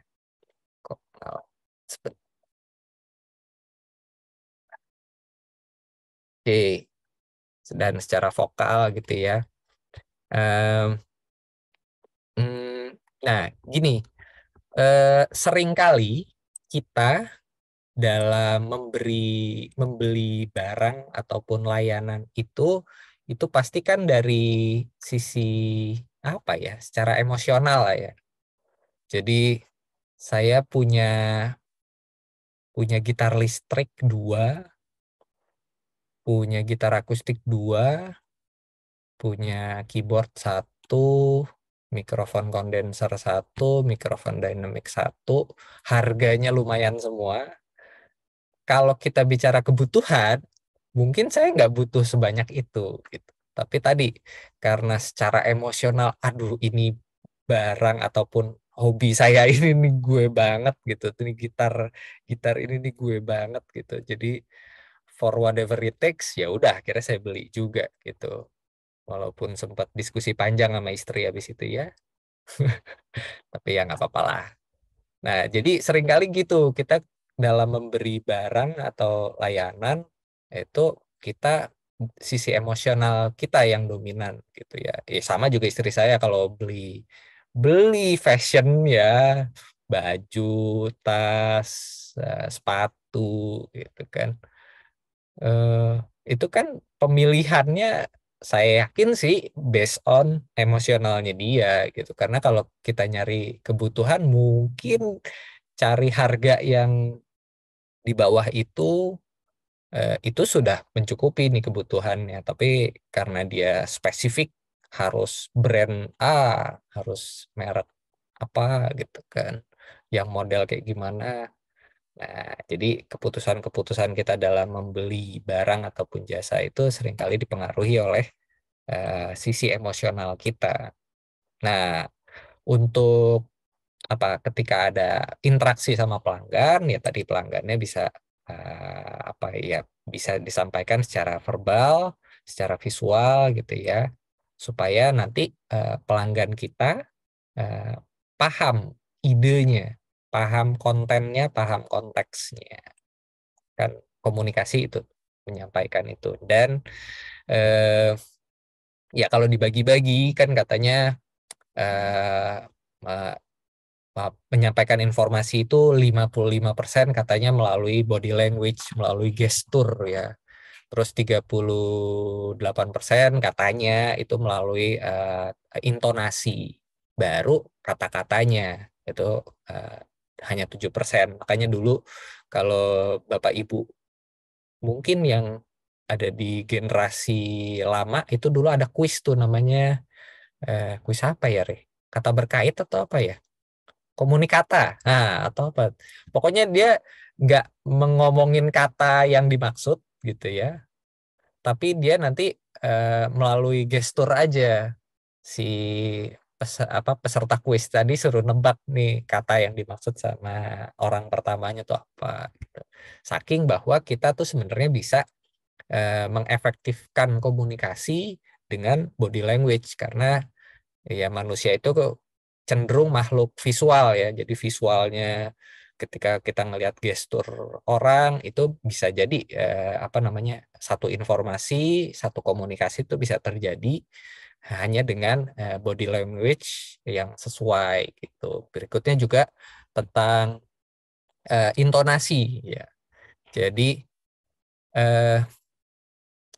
kucing makan tikus mati sama kucing makan tikus mati, terus kucing makan tikus mati. Nah, itu intonasinya berbeda dengan kata-kata yang sama. Nah, itu maknanya juga bisa berbeda-beda. Gitu. Itu yang dimaksud dengan vokal ataupun tone ataupun intonasi itu menentukan keefektifan satu komunikasi. Gitu ya. Ya, saya dulu ya zaman dulu gitu ya, waktu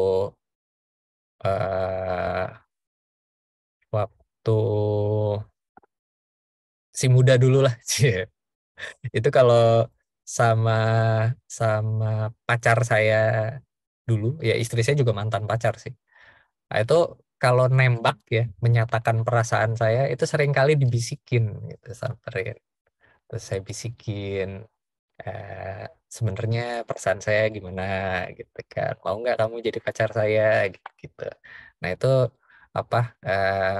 saya sering ngajak gitu kan, saya mau bisikin sesuatu gitu, supaya tadi rasanya saya kalau dibisikin itu tone-nya bisa lebih dapet, terus juga feel-nya bisa lebih dapet gitu.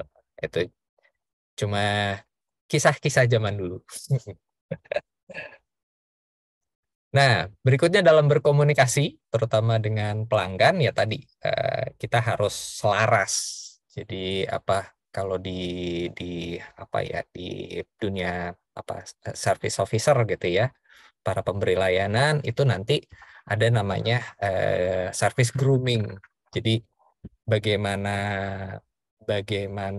dandannya, bagaimana cara gesturnya, bagaimana cara intonasinya, itu juga memang harus selaras dengan segmentasi pelanggannya gitu ya, sama jenis pelanggannya, dan yang kita komunikasikan sama pelanggan itu juga harus sesuai konteksnya gitu. Jangan sampai konteksnya kemana, kita ngomongnya kemana gitu. Nah, itu untuk dapetin itu kita memang harus bisa the art of listening. Jadi kita memang harus pandai-pandai nih mendengarkan apa yang disuarakan sama pelanggan, baik itu dari yang dia verbalkan maupun yang dia tunjukkan. Nah, ini juga salah satu kelemahan saya yang sampai sekarang masih terjadi, yaitu filler sound. Jadi saat kita komunikasi sama pelanggan itu kan seringkali ngomong gitu kan. Ya, takutnya pelanggannya nanyain, Mas lagi masuk angin gitu.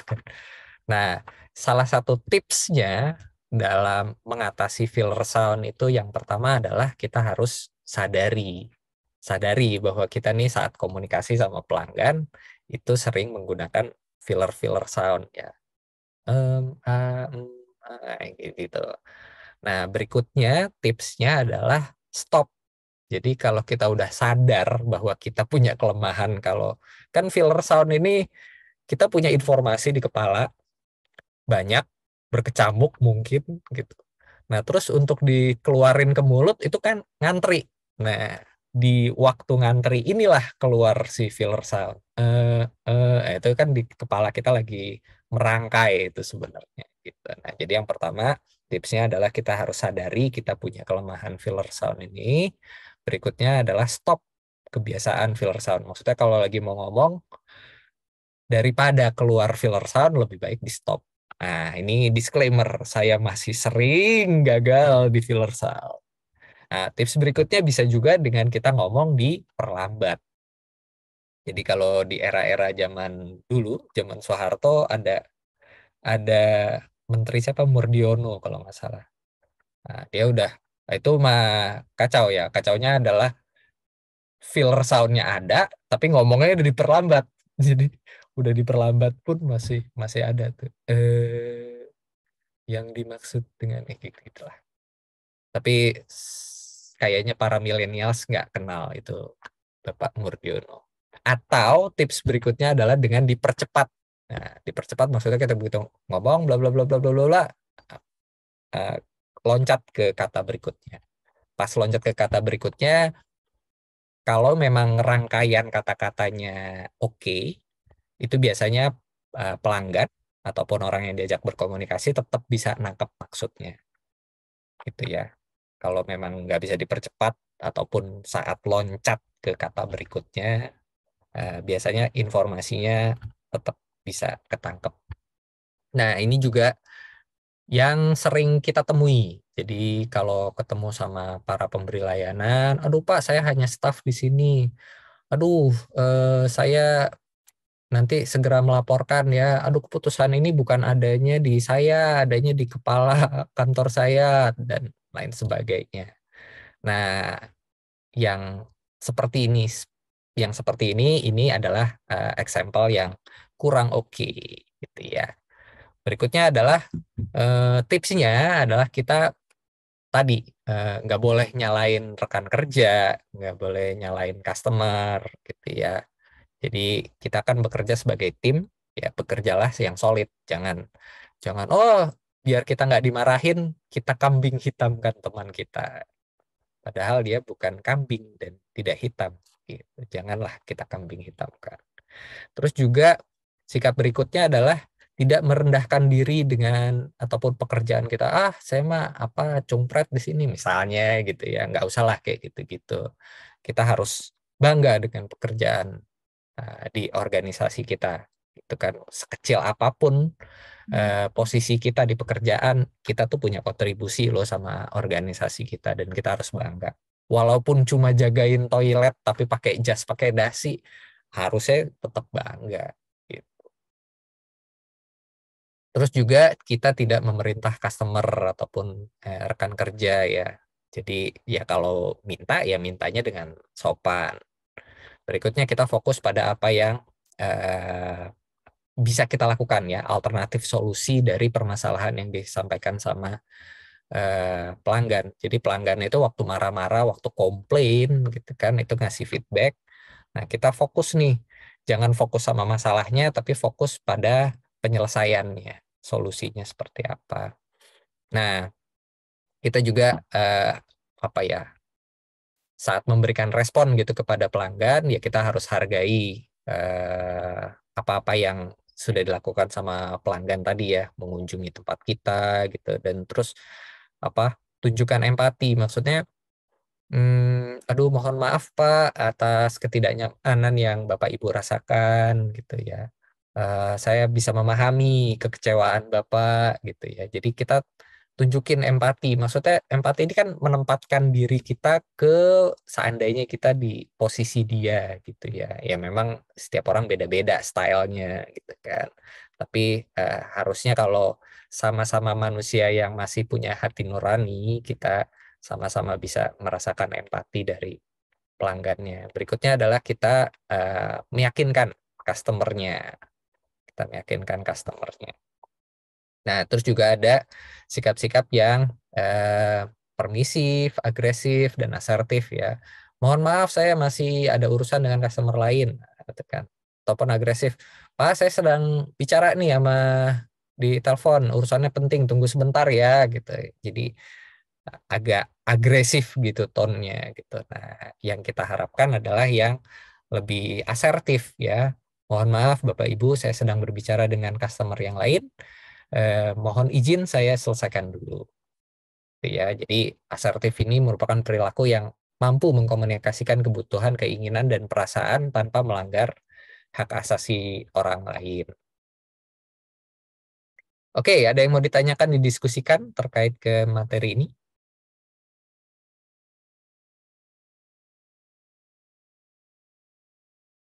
Baik, silakan Bapak Ibu apabila ada yang ingin ditanyakan. Oke, kalau belum ada saya next dulu. Ya, lanjut aja Mas. Berikutnya adalah customer complaint. Jadi apa itu komplain? Komplain itu adalah segala bentuk ekspresi dari kesedihan, kekecewaan, kekesalan, ya kepahitan, ketidakpuasan gitu. Nah, yang dia tidak puas itu adalah terhadap produk ataupun service yang disediakan ataupun ditawarkan saat itu. Nah, kenapa orang komplain? Ya karena ada service breakdown ya, ada ketidakberhasilan dalam memenuhi harapannya pelanggan. Itu kan yang dimaksud masalah itu kan gap antara apa yang kita inginkan dengan apa yang kita harapkan dengan kenyataan yang terjadi. Jadi kenapa itu terjadi komplain? Nah, kenapa komplain itu ya tadi karena layanannya tidak memuaskan, karena tidak mendapatkan penyelesaian dari masalah yang dihadapi, si pelanggan kita menderita kerugian materi maupun non materi akibat pelayanan yang kita berikan, gitu ya kan. Time is money. Jadi kalau kita menunggu terlalu lama ya mereka mungkin mengalami kerugian non materi gitu ya. Mengapa kita tidak suka dengan pelanggan yang komplain? Ya karena tadi pelanggan komplain itu dianggap sebagai sesuatu yang mengganggu. Komplain bisa dinilai juga sebagai kegagalan. Komplain juga bisa mengakibatkan apa ya? Ya ada punishment gitu ya terhadap pelanggan terhadap staff gitu karena sudah bikin pelanggannya komplain.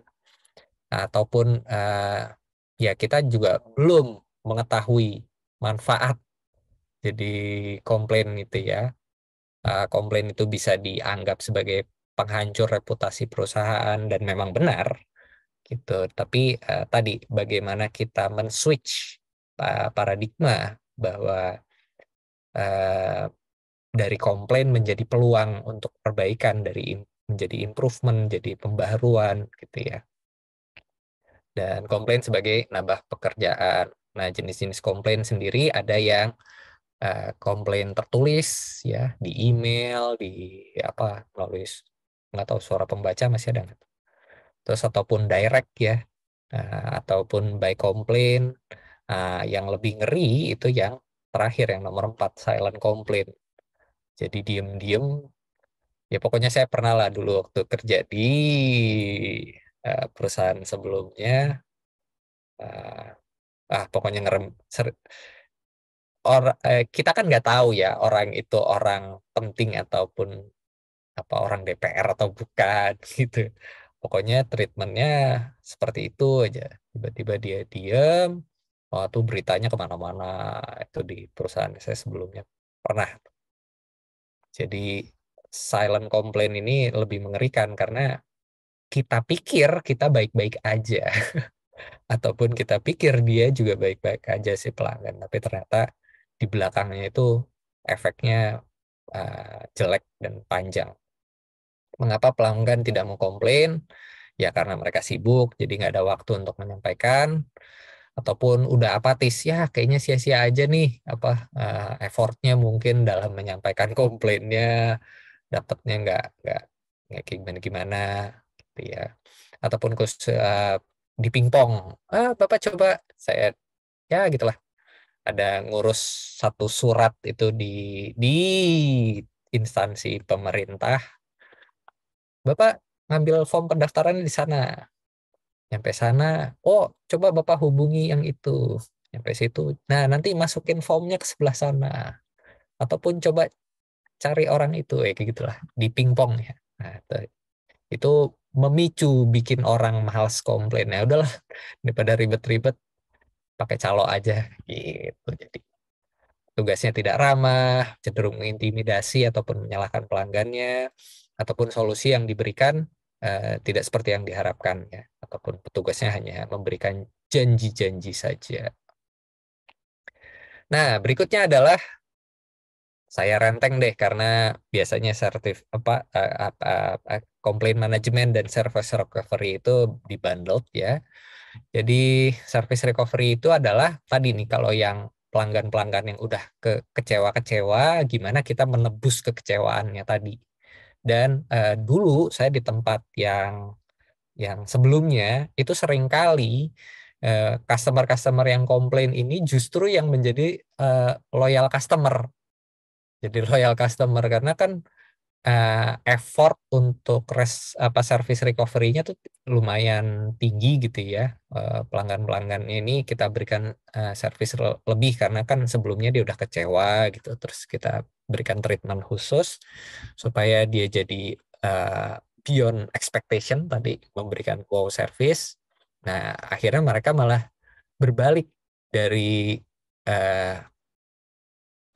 pelanggan yang kecewa malah jadi loyal customer kita.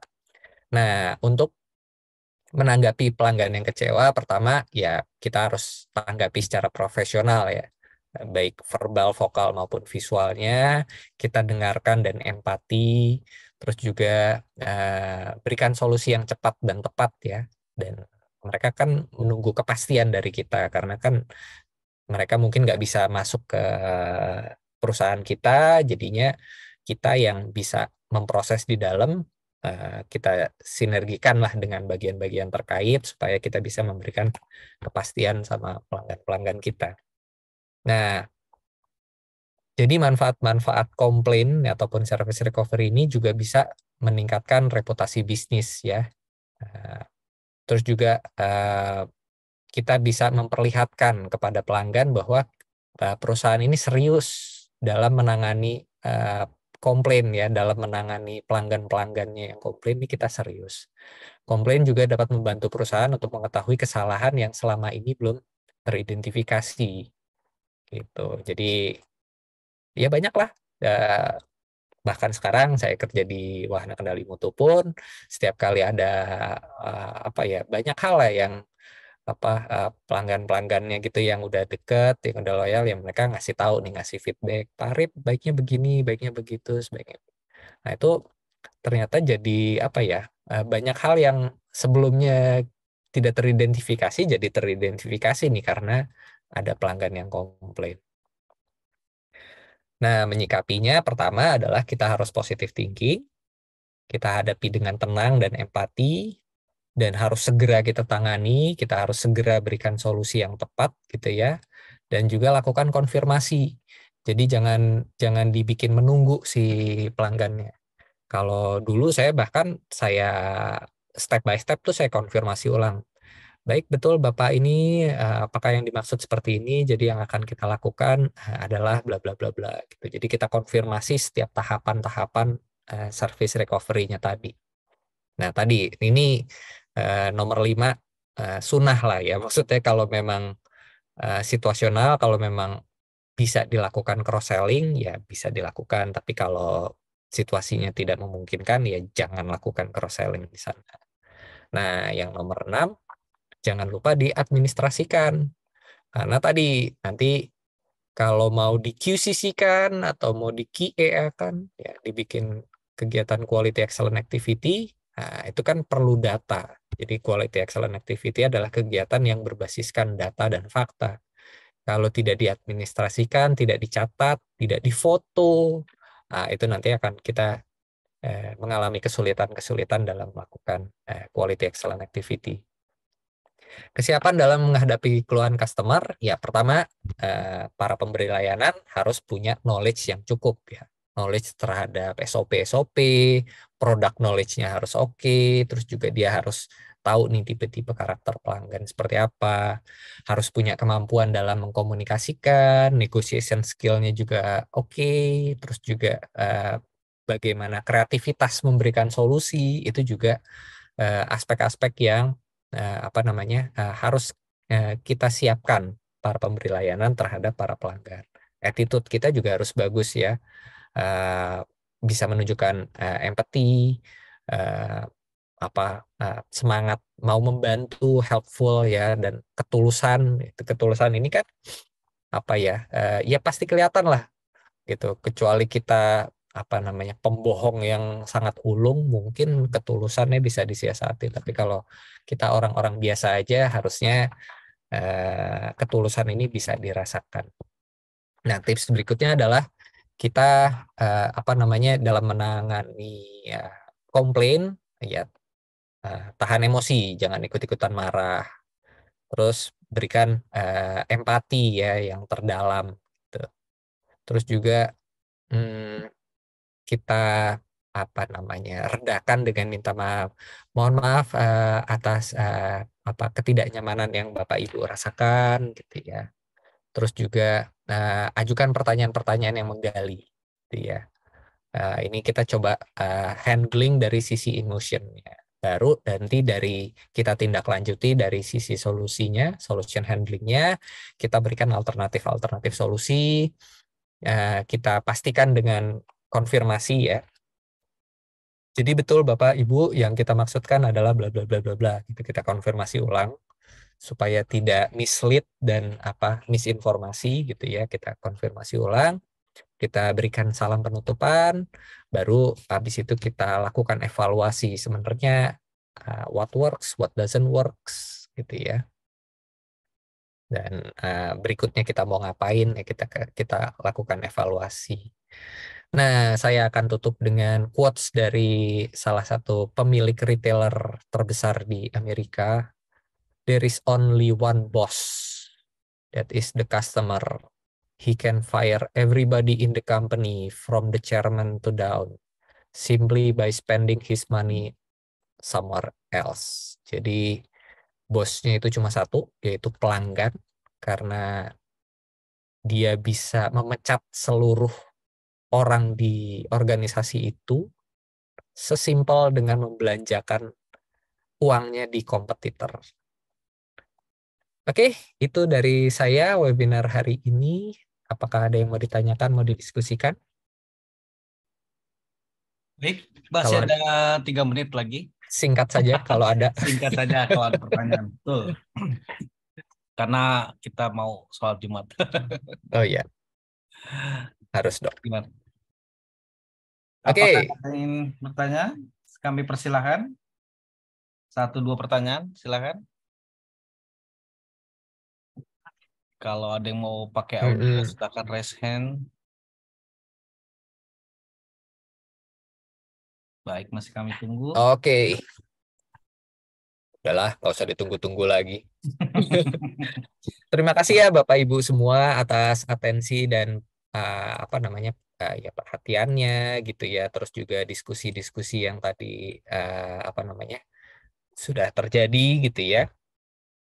Ini ya terima kasih. Assalamualaikum warahmatullahi wabarakatuh. Selamat siang. Baik, terima kasih Mas Arif. Wah, menarik topiknya. Kalau nanti misalkan Bapak Ibu ada yang ingin memperdalam, ingin mengetahui lebih detail lagi, silahkan hubungi kami. Baik, sebelum saya tutup, saya mau ada berbagi informasi sebentar untuk webinar Februari berikutnya.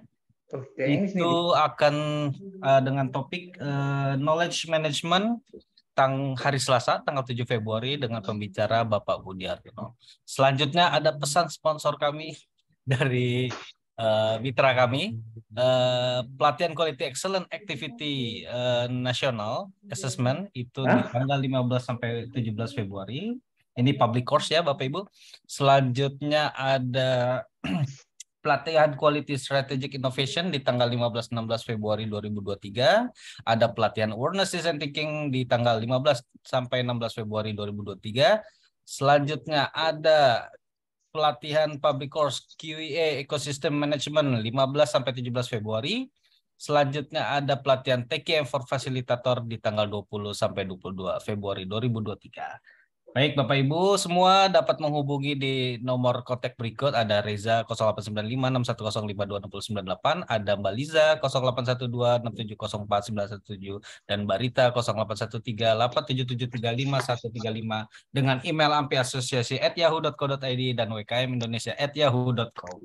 Baik, Mas terima Rey, kasih. kita belum foto bersama, Mas Rey. Oh iya, benar. Sebelum diakhiri, kita foto bersama terlebih dahulu. Mohon izin dinyalakan kameranya Bapak Ibu semua. Oke. Ini sepertinya banyak ini. Ada 2 page saja ya. Silakan, masih ada yang belum dinyalakan. Oke, langsung saja kita ke slide pertama. Jangan lupa senyum. Saya hitung sampai 3. 1, 2, 3. Sebentar, kita ganti slide terlebih dahulu. Masih ada yang belum menyalakan kameranya. Pak Ferry, Pak Reza, Pak Zaustadi, Alexandra, Pak Rohman, Pak Agus. Apakah bisa dinyalakan kameranya? Pak Agus izin nggak bisa nyalain kamera tuh. Oke, mungkin sudah di masjid kali. Oke, siap. Saya hitung sampai 3 kembali. 1, 2, 3. Baik, terima kasih semuanya atas kehadirannya pada webinar hari ini. Jangan lupa nanti tanggal 7 Februari masih ada webinar berikutnya. Saya mohon izin, mohon maaf apabila ada kesalahan. Wabillahi taufiq wal hidayah. Wassalamualaikum warahmatullahi wabarakatuh. Waalaikumsalam warahmatullahi wabarakatuh. Makasih ya Bapak Ibu semua ya. Mohon Mohon izin saya end meeting.